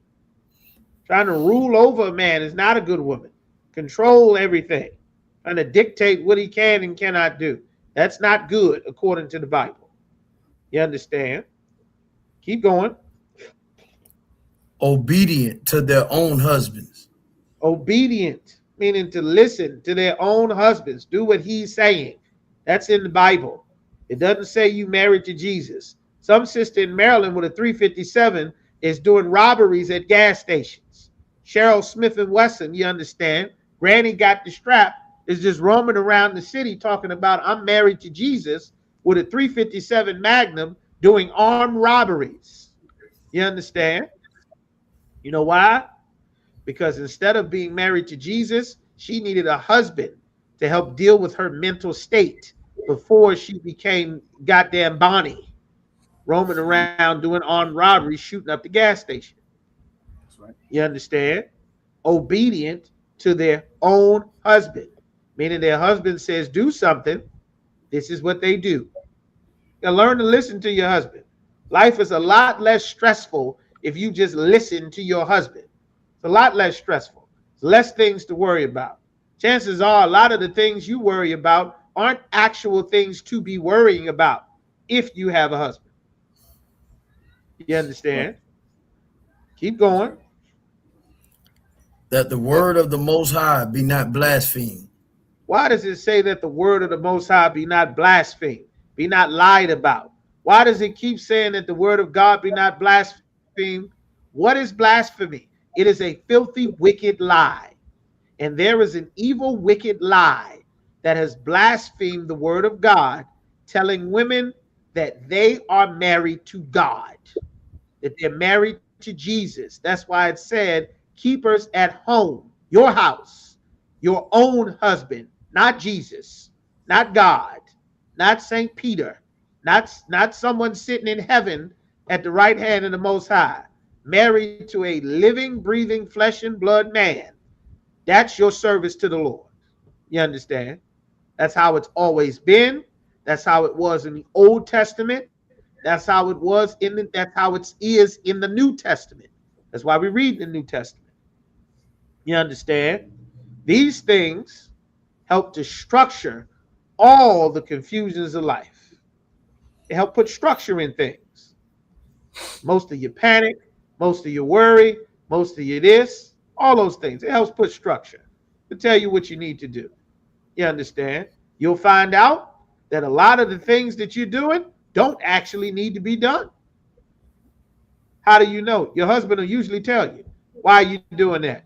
What are you doing it? I like, maybe do 2 of those instead of 45. Well, well, just stick to these 2. Try these 2. You might not be able to do 45. Remember the last time you tried to do 45 things and you were all stressed out? Just stick to these 2. It's safe. Be obedient to your husband. You understand? But this is just what God said in the Bible. You know, God don't know everything. So, you know. But that's an example. It's a very good question. And it's a very important thing. And it's a part of what was said in the Bible. This is what was taught in the New Testament. All right. So give me what you got, Yaquab, that I had you holding in Deuteronomy 32. There's a lot more about what teaching and training up a child. There's a lot more, you understand, in the scriptures. So just let me know if that answers your question, because there's plenty more. There's tons more. But give me your 32 and 7. And sis, let me know if you need some more, Sister Ryan. Go ahead, Yaquab. The book of Deuteronomy, chapter 32, verse 7. Remember the days of old. The Lord said, remember the days of old, the old times. Contrary to popular belief, you aren't supposed to just change your whole society to be something new. You can grow and improve on your society. But the Lord said, remember the days of old. We have not improved as a society. We got more things. We got more gadgets, more electronics. We maybe got more clothes. I don't know. But we have not improved as a people. We've went backwards as a people. You understand? Remember the days of old. In the days of old, we taught our own children. What does it mean if you have to teach your own children? That means that you had to be educated. We strove for education. Are our people striving for education now? No. They're closing the schools. They have a school to prison pipeline. It happens so often that there's a term for it. What is the solution? We get prepared to teach all of our own children. That's the solution. The Department of Education is going away any damn way. They want to get rid of it. They want to take the kids from you and put them on a plantation as it is. They want to send 10-year-olds to work and cut off government assistance in Section 8 after 8 years. They want to get rid of HUD and housing altogether. We better build our nation so that we can house and feed and educate ourselves. If you think we can legislate it away, I got bad news for you. The Democrats aren't actually on your side. Neither are the Republicans. Nobody's agenda is what's best for Black people and Latinos and Native Americans. They're working on taking away your citizenship as it is.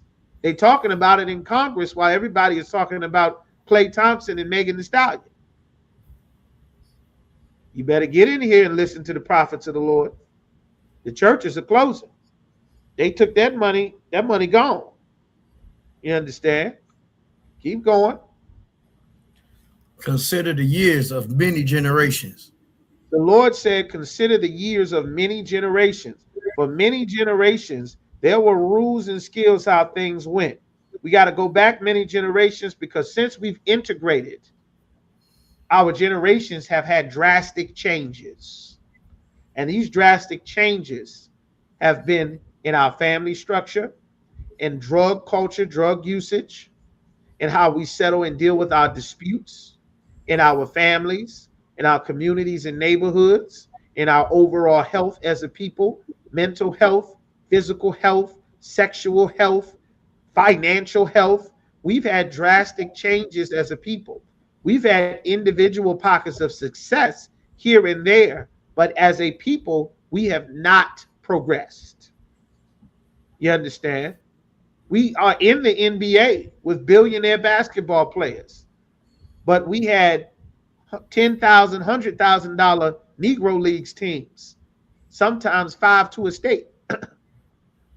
Then instead of LeBron James getting $1 billion or $3 billion, Cleveland, Cincinnati, Youngstown, and Akron each had their own Negro League basketball team, and they could split $200,000 between that whole city. So nobody ends up prostituting and running and targeting Walmart, snatching and grabbing, catching felony charges, shooting and selling dope. We have the solutions within ourselves. There is no better people skilled than us. We have all the survival skills we need. We just need our identity and a law. And that's what's in the Bible. Keep going, Yaquab. Ask thy father. You're going to have some trouble with asking your father, because for generations, the father and his words have not been important, because America trained us that a man's voice and words were not important, that he was just a check and some resources. And the Christian church did their part to push this narrative with the feminist movement, the woman thou art loose movement, the eugenics movement, the Planned Parenthood movement, to the point where nobody even recognizes that a man carries authority. That God said a man carries authority. His presence carries authority. You understand? Which is a very dangerous thing, because that's your protection. That's your boundaries, your barrier, your gate. All of the things that's given to talk about in the scriptures. That is built into your house. The politician can afford good security, but the poor cannot. The widow cannot. The infant and the fatherless cannot. You understand? So keep going. And he will show thee. The Lord said, ask your fathers. You can't learn from your fathers in many cases, because your fathers were never taught these things, because we've been raised Christians. And this society has destroyed most of our fathers. So now you have to come to learn from the men of God. You got to come to the ISUPK, and you will get a camp leader. And priests and prophets of the Lord will teach you things that your father would have taught you if America had not destroyed him. You understand? Your mother would have taught you if America had not destroyed your mother. You understand? Keep going. Thy elders. Thy elders. That's why I said the aged women. Now we in a deficit. Granny out in the streets with the granddaughter. So now it might be few and far between. It might be hard. You're going to have to come into the UPK so you can get the wisdom so that we can rebuild the nation. Keep going. And they will tell thee. They would tell you. They would tell you. You understand? Now you're going to have to come to the history class to learn. You might not be able to learn it from grandma. You understand? But the knowledge is still here. That's why the ISUPK is the home of the truth. These are the actual things that are written in the Bible versus what we've been taught about the Bible our entire lives. Keep going. Verse 8. When the Most High divided to the nations their inheritance. The divided. He separated every race of people. God never intended for other races of people to be together. They're not supposed to have the same God, the same language, the same culture. God made every people separate. He divided the nations. God, who created everybody, intended for the nations to be divided. That's why we have to get back to our heritage that the Lord gave us as a people, which is just as much a land as it is a language, as it is high holy days, as it is celebrations and rules and laws. All of this is who we are as a people. Keep going. When he separated the sons of Adam. He separated from the very beginning of creation, Adam's sons, the children that Adam made, who were called the sons of God, because Adam was the son of God. You understand? Who did the things that God wanted. Adam was not an angel. Adam's sons, or the sons of gods, were not literal angels. The word angels in Hebrew is Alahayim. It refers to powers or authority, as well as it can also refer to the angels, which, if you don't know your language, the Lashawan Kwadash that we teach every Friday, then you would not know what the words are saying in Genesis, in John the 1st chapter, in Luke the 3rd chapter. Adam was the son of God.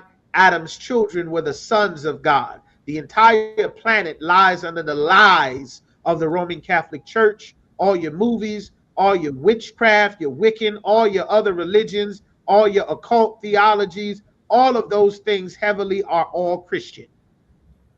And it comes from a misunderstanding of not being given the words of God, not having the understanding of the Bible, not being authorized to teach the Bible. The sons of God are just Adam's sons. That's simple.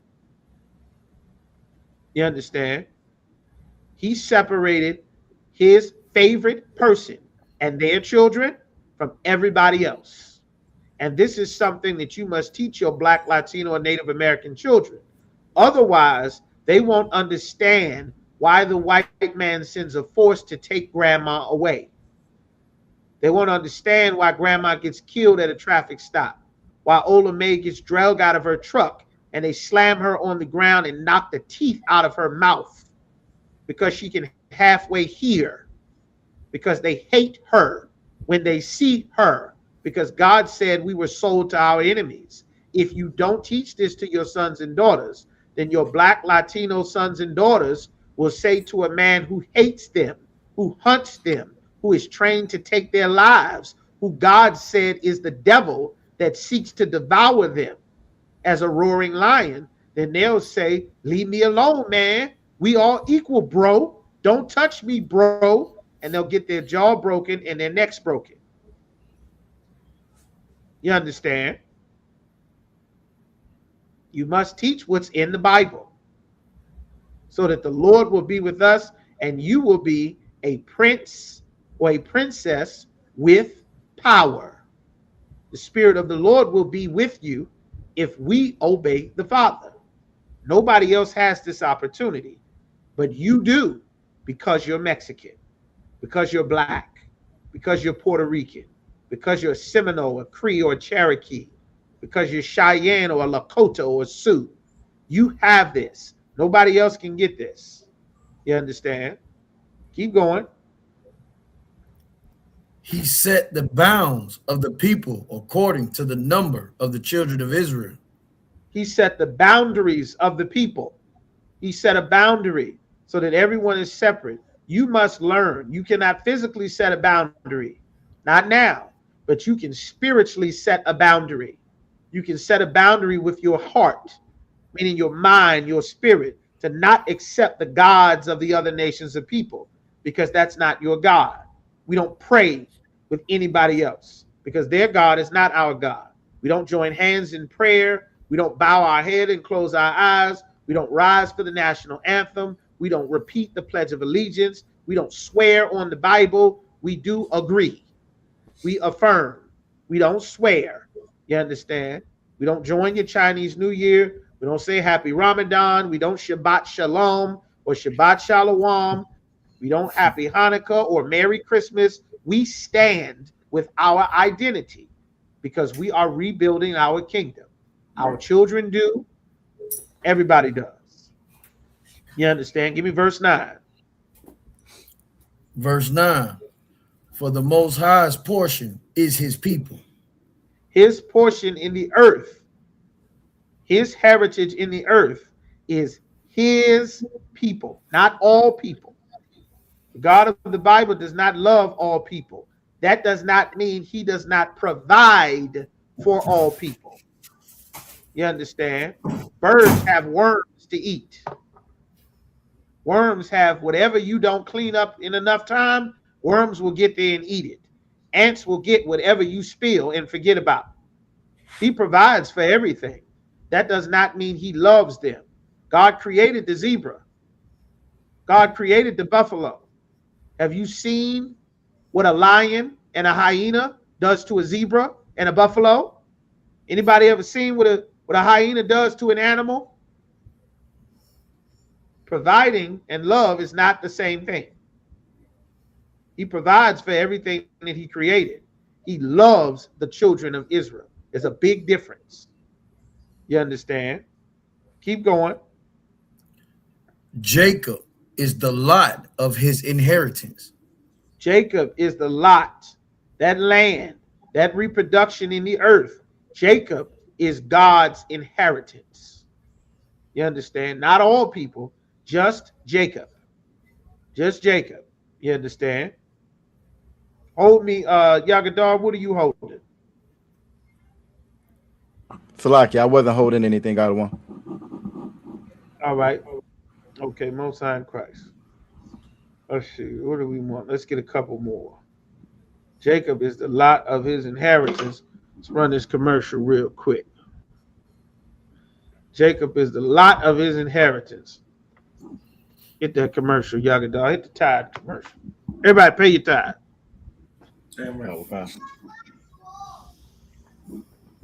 Hey, listen, brothers and sisters, man. If you like what you hear, hit the subscribe button, man. Subscribe to this channel. And also, please go to ISUPK.com and pay your tithe. Drop me some cash so we can move around this planet like we need to, man, and do the things we need to do. Everyone west. Everyone west. Everyone west.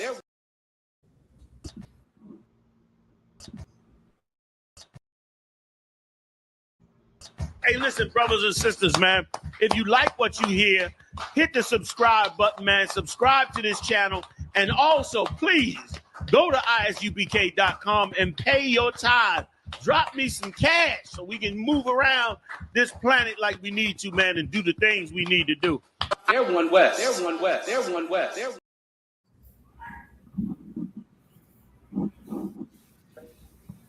Everybody, make sure you pay your tithes. That's right. The hyenas will tear through an animal. Make sure you pay your tithes. The hyenas will tear through an animal and destroy them. The hyenas will start eating an animal before the animal dies. The animal will be alive. The hyena will have a mouthful of guts and thigh meat, while the animal screams bloody murder to the top of their lungs. The hyena does not give a damn. You understand? And when the lion comes, the lion will rip the hyena's throat out. Now, does the Lord love the hyena? Does the Lord love the buffalo? Does he? What about the sharks in the ocean? The sharks in the ocean tear through everything. Whales eat sharks. Does the Lord love the sharks? We got to untrain this foolishness that we've been taught about life. It's not real. The sooner the better. You understand? This is what will make us safe.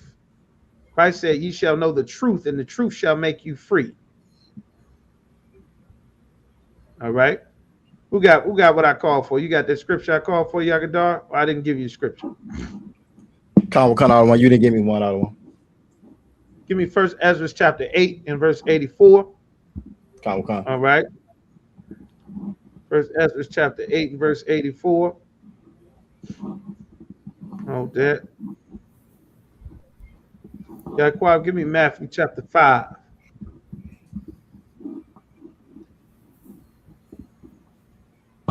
Matthew chapter 5 and verse 17. This is first. Go ahead. You got it. This is First Ezra chapter 8 verse 84. Therefore, now shall ye not join your daughters unto their sons. The Lord said not to join our daughters to their sons, meaning we are supposed to be able to give our daughters away. Our daughters are not supposed to give themselves away to somebody. That's a very broken and backwards thing. There's a lot of examination that comes with deciding who you are going to be with for the rest of your life. There's a lot of things that go into that, a lot of responsibility, a lot of life-changing, life-altering things that can come from making these decisions. And what we have in our society is they are not being made properly, with the proper respect, the proper understanding, the proper sobriety that God intended for this permanent, life-changing, community-changing decision. You understand? And that must be repaired. In order for us to have a kingdom and to rebuild our kingdom, that is what we are fixing in the ISUPK. We are fixing these. It's one thing to talk about the problem, but we have the solution, and we are enacting the solution here in the ISUPK. That's how things get fixed. The Lord said, do not give your daughters to the sons. That sister who went to Tanzania and magically hung herself on vacation with a white fiance, her parents were supposed to teach her this as a young girl, as a little baby girl. She was supposed to learn this. Instead of learning this, you know what she learned? Happy Easter. Martin Luther King, I have a dream. God loves everybody. We are all God's children. Race doesn't matter. God doesn't see color. She learned a bunch of nonsense that is not biblical. She learned blasphemies against God, and it cost this sister her life. You understand? Keep going. Neither shall ye take their daughters unto your Yaquan, give me sons. Deuteronomy 28:68. Give me that. The Lord said, do not take the daughters of another nation of people to marry your sons. Don't have the swirl. You understand? Shannon Sharp lost $20 million from some 19-year-old Instagram prostitute. Do not do that. Tiger Woods lost $500,000 in nigger golf money, Buick, and Gillette razors. He lost $500,000 to some bed wench nanny. You understand? Don't do that. If you're gonna lose $500,000, make sure Kiki gets $500,000. Not what's the white girl's name? Not Caitlyn. Make sure Maria gets the $500,000. Make sure Jocelyn gets the $500,000. Make sure Tiana gets the $500,000. But Kiara, don't let Becky get the $500,000. If you're gonna lose half your goddamn money, make sure a sister gets it. You understand? Keep going. Verse 85. Moreover, ye shall never seek to have peace with them. This is an important thing. You must teach what it means to seek peace with someone. We should not seek their peace. Seeking their peace causes us to take on their culture. We're not seeking anyone's peace. We can be at peace. We don't have to have warfare and battles. We can if need be. We absolutely can. But we're not looking to have peace with you. Meaning if we all meet here for water, I'm going to meet here and get water. You're going to meet here and get water. You don't come and take from me. You understand? You don't get to take my water. Is this water I need, I bring back to my people. The water you have, you bring back to your people. We can meet here and get water just like the hippos, just like the crocodile, just like the gazelles, just like the lions, just like the hyenas. We can meet here for the water. And I'll stay with mine and you stay with yours. That is how it is supposed to be. God made life. God didn't make mistakes.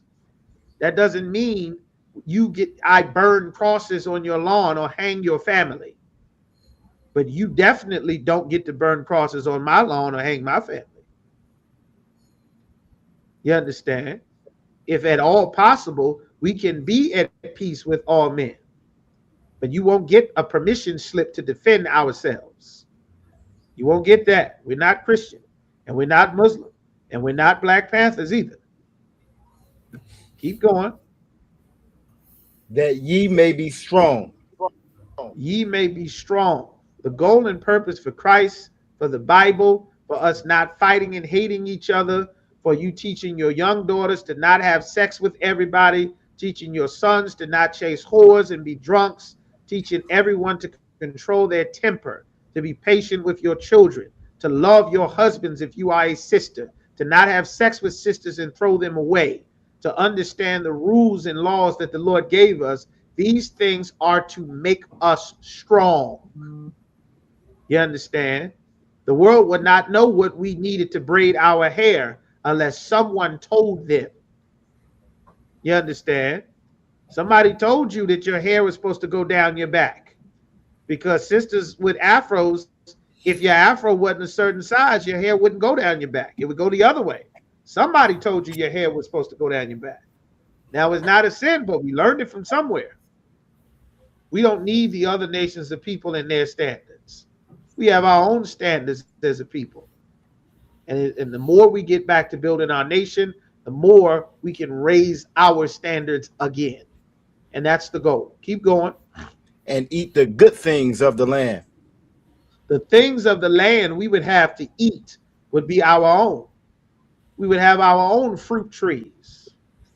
We would have our own mangoes, our own peaches, our own apples, our own pears, strawberries, honeysuckle, figs, grapes. We had our own at one point. And someone told us that we should live a different life, and we stopped producing our own. Now we're fighting to get back to growing our own food again. Getting back to homesteading, getting back to raising chickens, raising cattle, raising goats, raising sheep. We're fighting to rebuild. The Lord said, consider the years of many generations. For generations, we were farming. For generations, we raised our own food. We had our own livestock, chickens, goats, cattle, all of those things. They passed legislation so that we could not have animals in the city limits. I remember when I was a baby, I was a baby, very young brother. And I remember seeing a strange dog. I remember seeing a dog. It was strange. I would go somewhere with my grandmother, and we would go to one or two people's houses, the older black people's houses. And they had a strange dog. And this dog didn't have paws. The dogs had hoofs, but it had a dog's fur. And it didn't look like a dog. It had a beard too. And it had horns, small horns. The dog was about my size, but it was a little different from the actual dogs. Black people still had goats in the city, still had chickens in the city. You understand? And then they passed city ordinances that you could no longer have livestock in the city. And then poof, supermarkets blew up everywhere. All the fruit trees started to die. All the orange trees stopped producing. The pear trees and peach trees, the cherry trees, strawberry groves, all of them just disappeared overnight. Nothing left but honeysuckle and blueberry and raspberries. Even the blueberries died. You understand? Now we got to get back. We got to get back to doing it. You understand? Keep going, whoever's reading. And that ye may leave the inheritance of the land unto your children forevermore. The land that we had to leave for inheritance, the cities became too dangerous. They became dangerous. You understand? Drop that, Yagadar. Give me Ezekiel chapter 8 and verse 7. The cities became dangerous. Something made our cities dangerous. A lot of things did, but something made them very dangerous. The Lord said never to join our enemies, another nation of people. How do we know what enemy, what identity are we supposed to have? Yaquab, give me 6:28-68. You gotta be ready with that punch, Yaquab. Swing. It's like, yes, sir. I was holding Matthew 5. What you wanted me to give you? I called for Matthew 28 and 68 before the Matthew 5. Before I gave Yagadar the, you didn't get that? No sweat. Book of Matthew, chapter 28. So Salaki is Deuteronomy 28:68. What you call for other one? 28:68. Yeah. Deuteronomy 28 and 68. The book of Deuteronomy, chapter 28, verse 68. And the Most High shall bring thee into Egypt again with ships. The Lord said that the people this Bible is written about would go into a place known as Egypt. Not physically known as Egypt, but spiritually Egypt. The word Egypt or Egyptos means bondage or slavery. You understand? Ask your sons and daughters who they are. Ask them what's their identity. See what answer you get. You may think it doesn't matter.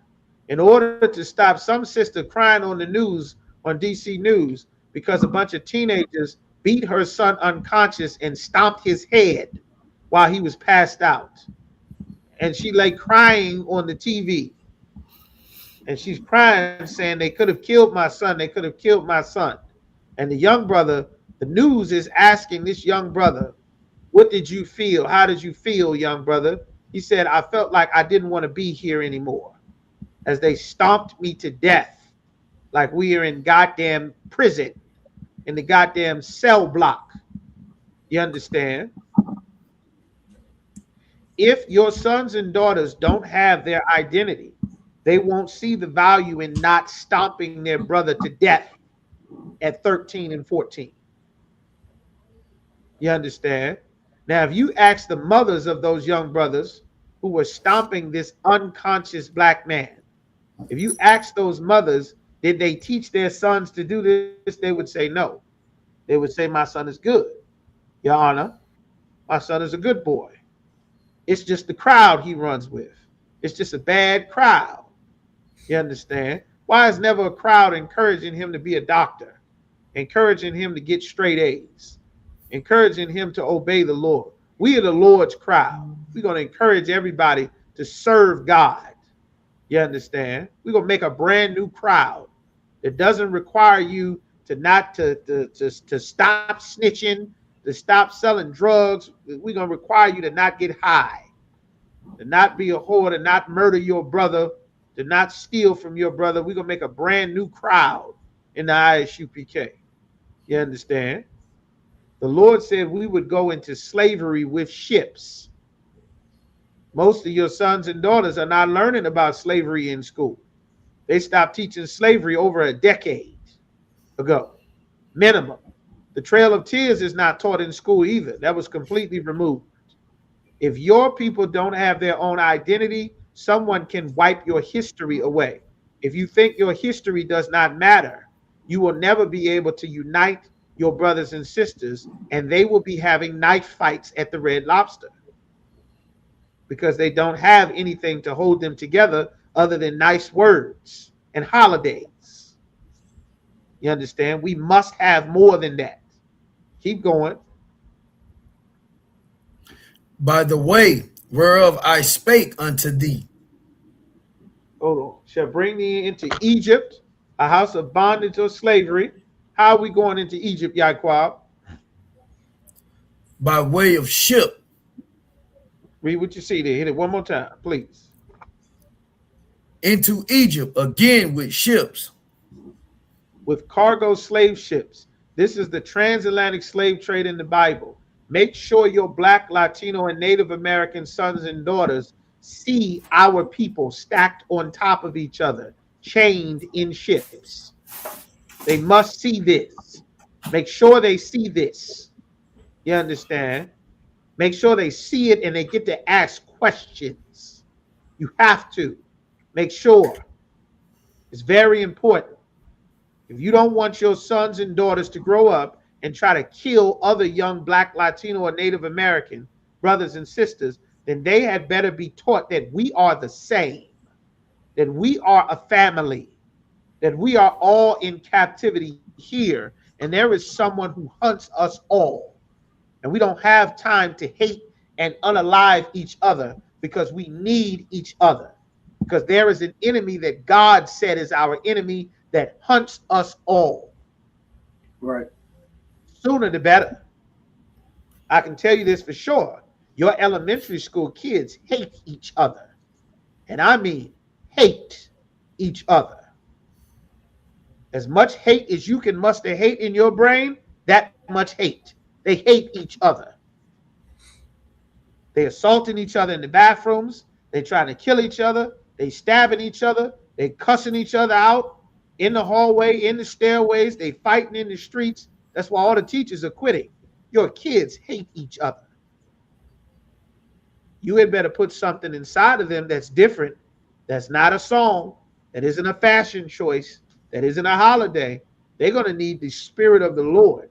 And America is about to fall. They haven't even really met the white man yet. Our poor Latino brothers are actually meeting the white man that church told them was Jesus Christ. They get to meet a white man in a pickup truck, the slave hunters that the Christian church did not teach them did to the tribe of Judah, runaway slave catchers, to the tribe of Gad. They didn't teach them that in church. They learned sweet white Jesus in church songs. And then the same white Jesus got in pickup trucks as ICE agents and body slammed grandma and drugged them down the street and put their babies in gulags and alligator Alcatraz. The church did not prepare them. Keep going. By the way whereof I spake unto thee. Meaning where we were in our homeland in the Middle East, which is where we come from, which you must know, we come from the Middle East. We don't come from Africa. Right now, Africans are trying to get reparations from Europeans for them selling us in slavery. That's what's happening in Africa right now. While black people still try to pretend to be Wakandans and going back and forth to Ghana and let the Ghanaians steal all of their retirement and 401k money just for them to think they were going to get a house in Ghana. for them to sleep on somebody's unwashed sofa with no heat, no AC, no internet, no electricity, no running water, no goddamn toilets, barely paved streets in the damn capital city. You going back to the motherland, and they ain't done nothing since they sold us in slavery. Couldn't even pave their own goddamn roads after hundreds of years of us being in America. Keep going. Thou shalt see it no more again. And where we were in our homeland in the Middle East, we haven't seen our homeland. Keep going. And there ye shall be sold unto your enemies. They make sure they see auction blocks. They're all over Virginia. Make sure your sons and daughters see so they understand. The enemy we were sold to wants us to fight each other, wants us to unalive each other, wants sisters to hate each other and tear at each other and destroy each other and belittle each other and hate each other. You understand? That's why we need the Spirit of the Lord to stand strong. You understand? To be strong in this evil, cruel world and to build up the kingdom of Christ, which is what we do here in the ISUPK. You understand? Show our enemies. You understand? This is what happens when you murder your brother. Our enemies get to put us in chains, put us in cages all over again. This is what happens when we sell drugs to each other, when we hate our brother, we unalive our brother. You understand? Teach these words to thy son, diligently unto thy seed after thee, that they may live. You understand? Keep going. For bondmen, or a man with a price or a bounty on his head. Keep going. and bondwomen, And a woman with a bounty on her head. A slave man and a slave woman. You understand? Keep going. and no man shall buy you. Old Quaker English, no man would be able to free us. That's what the Lord said. As many have tried to free us from this bondage. Marcus Garvey tried his way. Mars number 7 tried in Philly. Frank Lucas tried. You understand? They tried selling heroin to free us, selling crack cocaine to free us. The Crips and Bloods tried to do things their way. The Nation of Islam tried. Elijah Muhammad tried. Malcolm X tried. Martin Luther King, he tried his way. The Democratic and Republican Party, they thought they tried. No man will be able to free us from this captivity. This is a spiritual issue that we must all face as a people to fix our people. You understand? No man shall buy thee. What you holding, Yagadar? You got something? We'll go ahead and wrap this up. Ezekiel chapter 28 and verse 7. Behold, the Lord said, look at something. Keep going. therefore I will bring strangers upon thee. No. 8 and 17. Oh, Salakia, other one. Salakia, read what you got. Read that scripture you just. Behold, therefore I will bring strangers upon thee. I will bring strangers upon thee. The other nations of people are strangers. You see that Chinese man selling rice and wings and steak and cheese. They don't eat none of that stuff in China.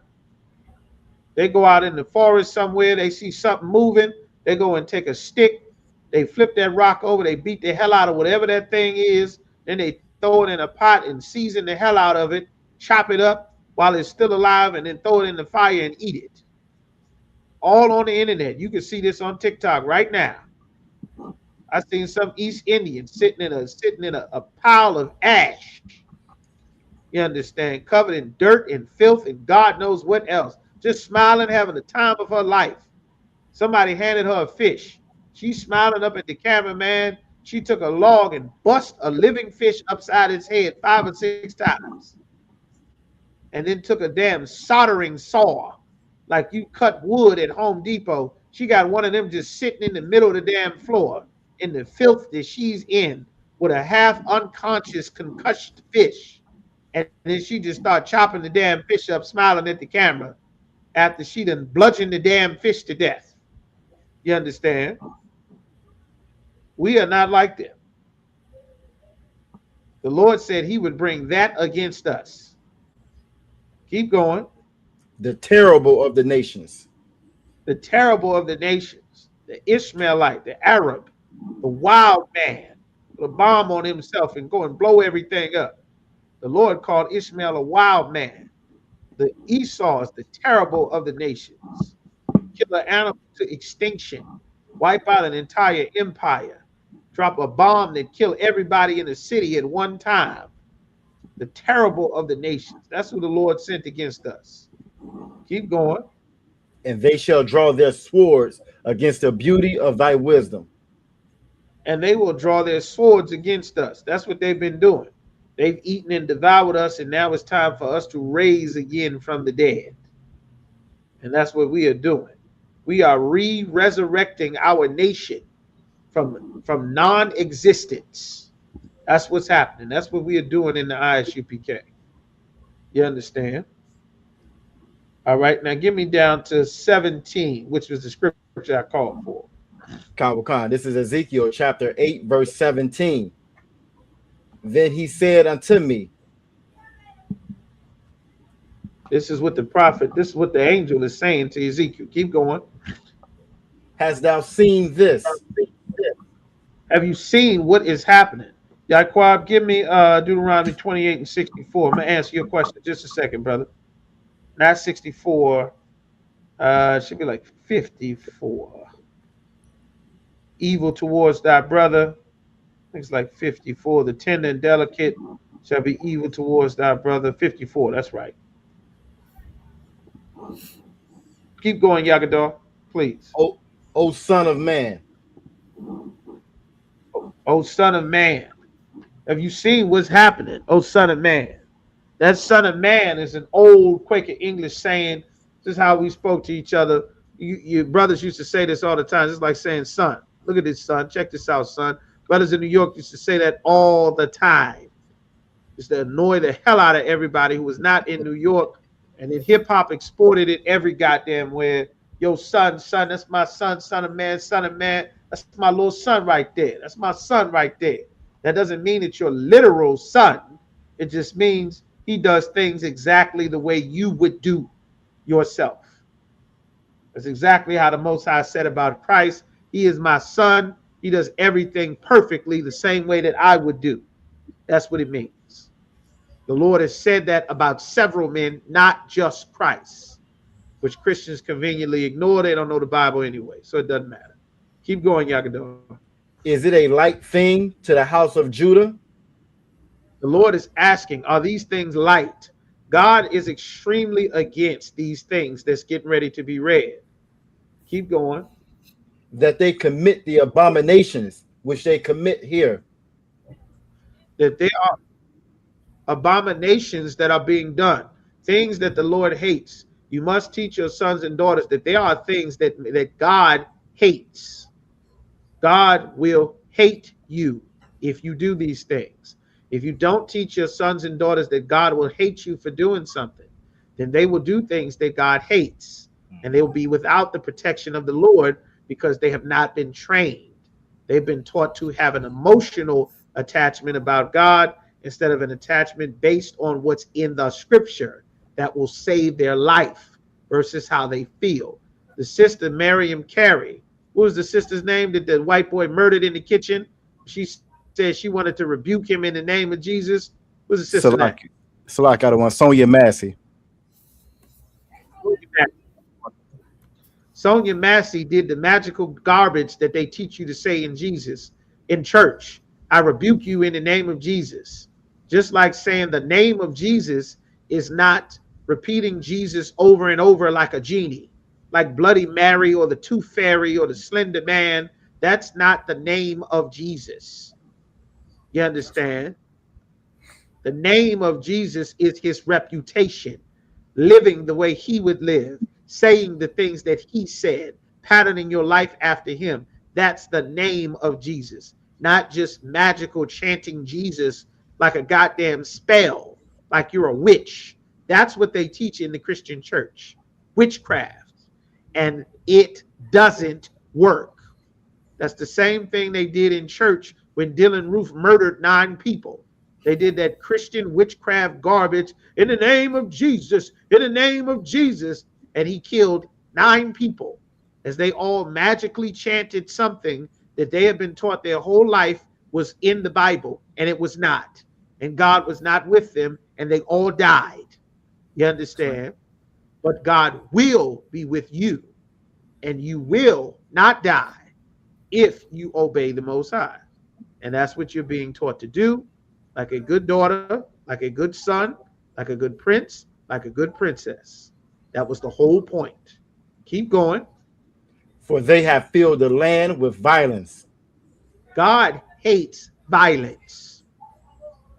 Contrary to popular belief, God is against violence. You understand? God does not love a violent man or a violent woman. And our community has been taught to accept violence as a way of parenting, violence as a way of communication, violence as a means to solve our problems, violence to let out our frustration, violence to generally make things go smoother. You understand? That is not how we are supposed to operate.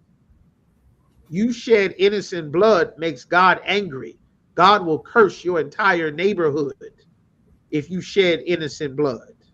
That's in the Bible. You understand? The white man is the bloodthirsty blood shedder of innocent blood. You are not allowed to just go attack people and shed blood just because. God will be against you, and you will end up being 1 million in prison for living this way. That makes God angry. Keep going.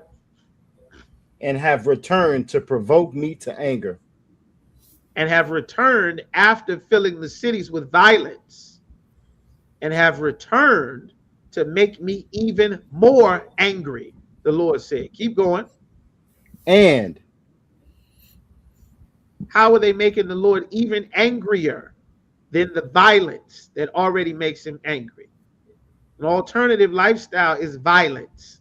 The highest levels of domestic violence in the country are in the LGBT community. The highest levels of SA in the country are in the LGBT community. You understand? The highest by statistics. Keep going. And this is just who reports. Most of the victims don't report. This is who's reporting. Keep going, Yagador. Lo, Keep going. they put the branch to their nose. They put a branch to their nose. This is talking about smoking. Smoking angers God furiously. It is the worship of other gods. They've named the different things to smoke after gods. Hera, which is supposed to be the mother of the goddess, to make you strong and bold and fearless, is where you get your heroin from. The white man named it heroin for that reason. Thus your syrup, your opioids, your oxycontins, your perks, to numb you and make you fearless. That's where heroin comes from. You understand? Weed, or the ganja plant, the worship of the trans god, the Hindu goddess Shiva. That's where your weed, your ganja plant comes from. That is also where your dreadlocks come from.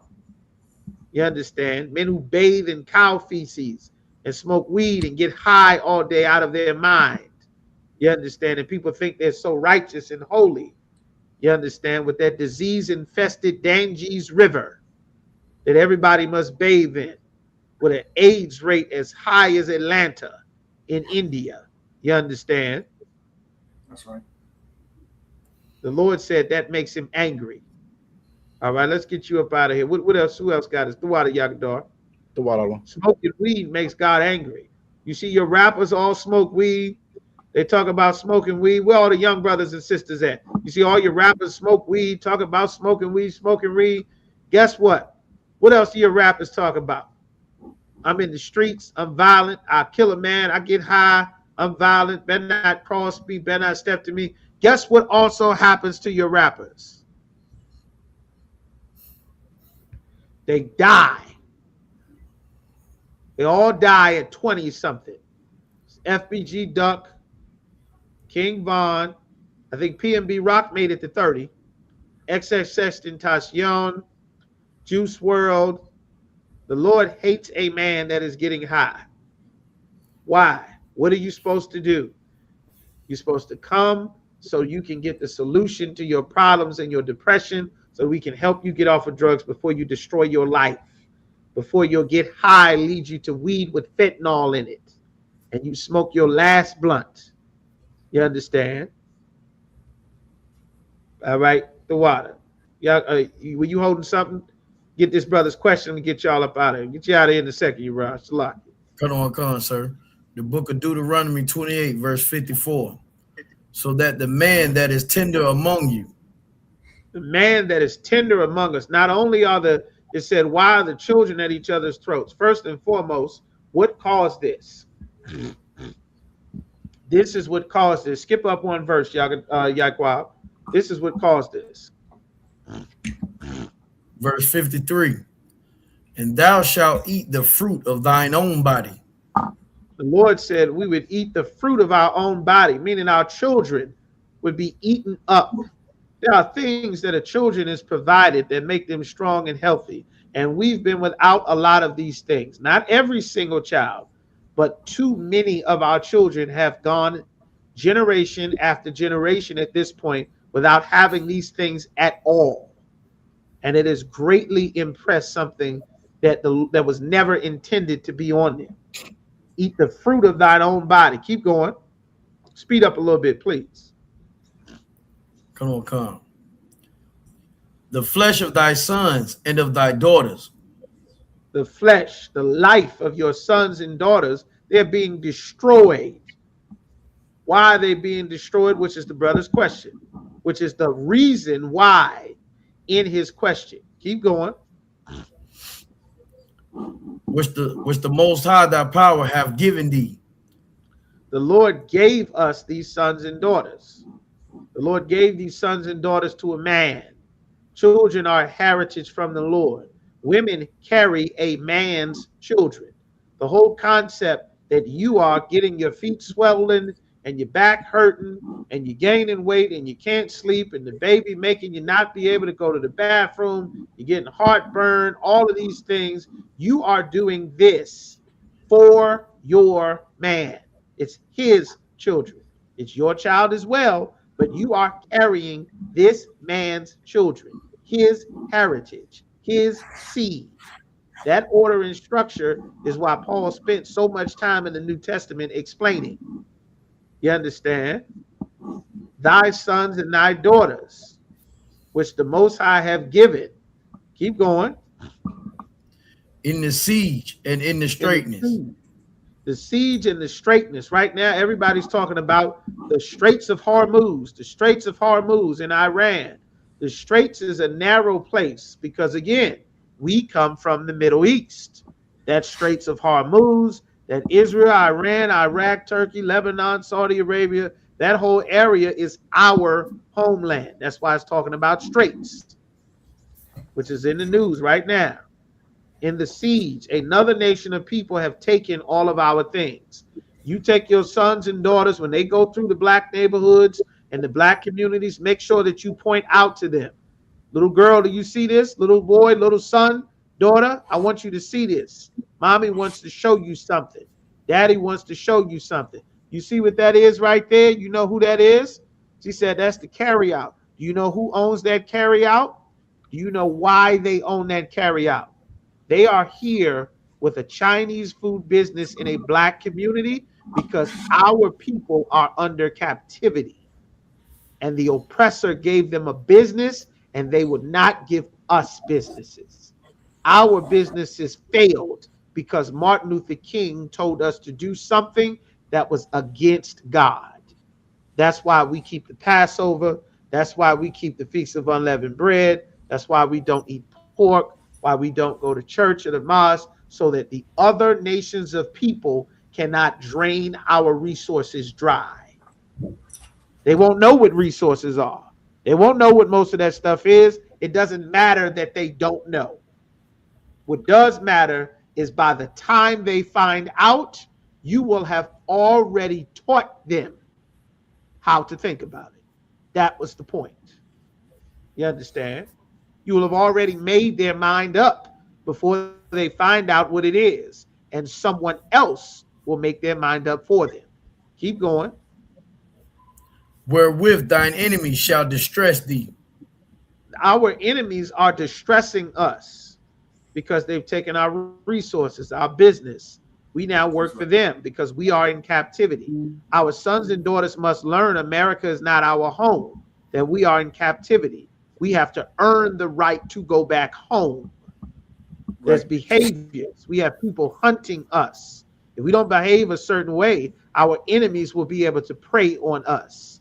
If we fight and kill each other, that gives our oppressor the ammunition he needs to come and take us and put us in a more terrible place, in cages where he can beat and starve and work us for nothing. You understand? And abuse and take our rights away, what little we have in this place. You understand? Keep going. Verse 54, so that the man that is tender among you. The young brother who's tender, this is your question. The young brother is tender among you. Yagadar, give me wild bull in the net. In Isaiah, give me wild bull in the net. It's either 50 and 20. I think it's 50 and 20. Keep going. And very delicate. Very delicate. His bones are not strong. He's not tall. He's still growing. You understand? He ain't got his full adult body. His muscles ain't grown in yet. He's tender and delicate. He can be easily damaged. He can be easily destroyed because he's delicate. He's fragile. He's tender. He can't regulate his emotions and his thoughts, his relationships, his anger, his upset, his frustration. Can't navigate life properly. He's tender and delicate. But the previous verse, the resources of that father whose heritage he is, that father's resources are taken away. That father is gone.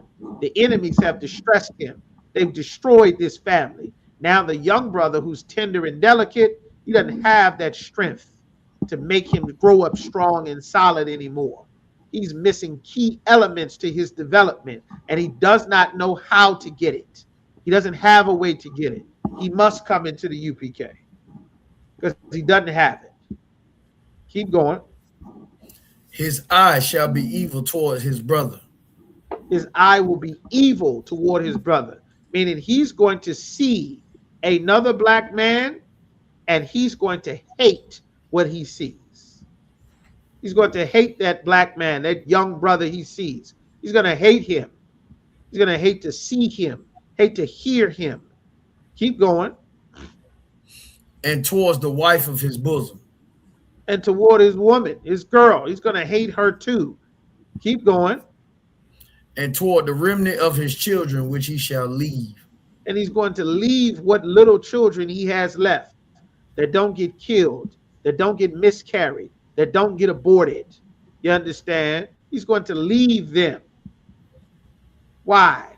Because his resources are gone. The enemy has distressed him. He's been destroyed. We're in captivity. You must teach this to your sons and daughters so that they do not grow up hating their fathers, because the Lord will be against them for hating their fathers. You understand? That's why you got to bring them in here. We'll deal with it. Bring them in here. All right. Now give me what you got. This last scripture. This is the other part of your brother's question. The water Yaqua. Give it to me, Yagadar. This is Isaiah chapter 51, verse 20. Thy sons have fainted. No. Yes. Our sons have fainted. Their strength is gone. All of their strength is gone. The strength to not hate their brother, that dried up generations ago. They fainted. They're tired. They're frustrated. They're running to drugs younger and younger. They don't know what to do. They don't know how to regulate their relationship. All of the things I just said. There's no one to guide or navigate them to deal with this frustration, this pain, this anger, this temper. They don't know what to do with it. You understand? Keep going. They lie at the head of all the streets. They lie at the head of the streets, which is the corner. They had a show called The Corner Boys. They used to be at the head of all the streets. Most of the black cities have been destroyed. Most of the housing projects have been destroyed. But generations lied at the head of the streets, on the corner, in front of the building. Everywhere you saw them, just piles and piles of brothers. Now, those brothers are piled up in prisons. They lie at the head of all the streets. You go to the West Coast, the Midwest, down south, go to Toronto, you see the same thing. Go to Brazil, you see the same thing. Go down to Mexico, you see brothers in gangs in the cartels. Down in El Salvador, in Honduras, in Guatemala. Go down in Brazil, in Ecuador, in the slums, in the barrio, the favela, the reservation, at the head of all the streets.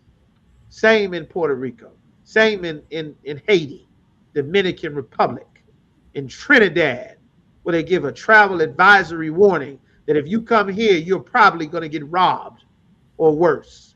In Jamaica, they lie at the head of the streets. They fainted. I don't know what to do. Keep going. As a wild bull in a net.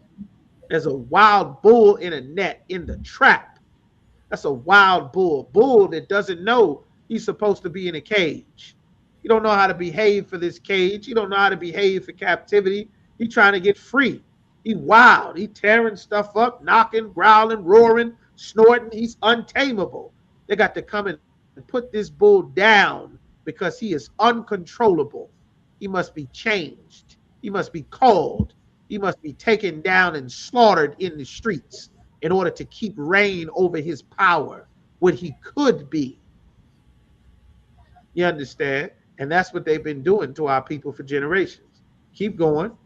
They are full of the fury of the Most High. Here's the answer to your question, brother. They are what? Full of the fury of the Most High. They are what? Full of the fury of the Most High. The fury of the Most High. See, the Christian church never teaches us that God is angry. God is angry at the way that we conduct ourselves in our homes. God is angry at sisters having sex with more than one man, and brothers having sex and leaving sisters. God is angry at all the violence, all the weed, all the church lies, all the Christmas and Easter bunnies and rabbits laying eggs and Mother's and Father's Day. God is angry that nobody takes him seriously. He's so angry that your sons are fainted. The thing that's supposed to give you strength, your next generation, the continuation of your people. He is so angry that your young men hate each other and will kill each other. That's how angry God is. But the Christians are so simple and so full of religion and so full of vanity and nothingness and arrogance that they will ignore the prophets of God that literally have the answer to all of the questions that they put stupid prayer hands up for every time some tragedy happens, over and over again. Keep going. The rebuke of thy power. The what? The rebuke of thy power. Your sons are in the street hating and fighting each other because God is trying to show he wants to correct you. He's angry at the way you are raising them. He's angry at the families that you have for them. He's angry at the things that you are teaching them. This is the Lord's anger that they are full of. And unless you come into the truth, you will never do the correct thing with the Lord's anger. You'll kill your brother. That's why. You can't get enough sports. You can't put them in sports. You can't put them in boxing. You can't put them in band camp. You can't take them to church any longer as at church. He's waiting for you. You better get in here where the Spirit of the Lord is so that he can learn what to do with that anger before he takes it out on the brother next door. You understand? And with that, we pass the class over to the Shamar, Recent Officer Rosh Shamar, or we clap it out. All right. The water y'all hanging in there with us. We went on a bit long. All right. Lock you. ISUPK security announcements. We are the ISUPK, started at 1 West, 25th Street, Harlem, New York. Rule for new brothers and sisters. When a new brother or sister comes into the school, they are off limits for 1 year. They are to be saluted only. They are here to shed themselves in the world. If they need transportation, the teacher will arrange it. After 1 year, if a brother or sister has an interest in a particular person, he or she must get permission from the head to speak to a brother or sister. There is another 6 months in which the brother and sister will court each other. After this 6-month period, the brother and sister will get permission from the head to marry. Tithes, which is a commandment. Numbers 18:21, Malachi chapter 3 verses 8 through 10. Ma'ashara means tenth in the Hebrew. 10% of every penny of any increase the Most High gives you. Give to Treasury Department or teacher. Go to ISUPK.com, click on tithes and donations, and follow the steps from there. Make sure you keep your receipts. Priest fund, free will offering for priest, not mandatory. Whatsoever amount you would like. Upcoming holy convocations, we are still in the Feast of First Fruits. Stay tuned. The closing of the Feast of First Fruits is. If anyone wants to be a trooper in the school, to start wearing all black boots, all black shirt, all black pants, all black headband / war scarf. That's literally all black. Meaning no ounce of white, red, or nothing. All right, just to make that clear. Sisters may not be able to be troopers in the school, but you can still be a sister in the school. Come to class, dress, head covered, ready to learn. With that, we will give a courtesy salute to the teacher. Men of Israel, I imagine, which means to stand. Men of Israel, I imagine Shabbat. I imagine Barak. Yahweh Ba'Shem Yahweh Ba'Shem Thumb. Yad Mata. Sar La'Agwafian, which means turn to the sisters. I imagine to the sisters, men of Israel, we are going to give a courtesy salute to the sisters. Men of Israel, I imagine Shabbat. I imagine Barak. Yahweh Shemal Adam Ba'Shem Yahweh. Yad Mata. With that, class dismissed. Hey, listen, brothers and sisters, man. If you like what you hear, hit the subscribe button, man. Subscribe to this channel. And also, please, go to ISUPK.com and pay your tithe. Drop me some cash so we can move around this planet like we need to, man, and do the things we need to do. They're one West. They're one West. They're one West. They're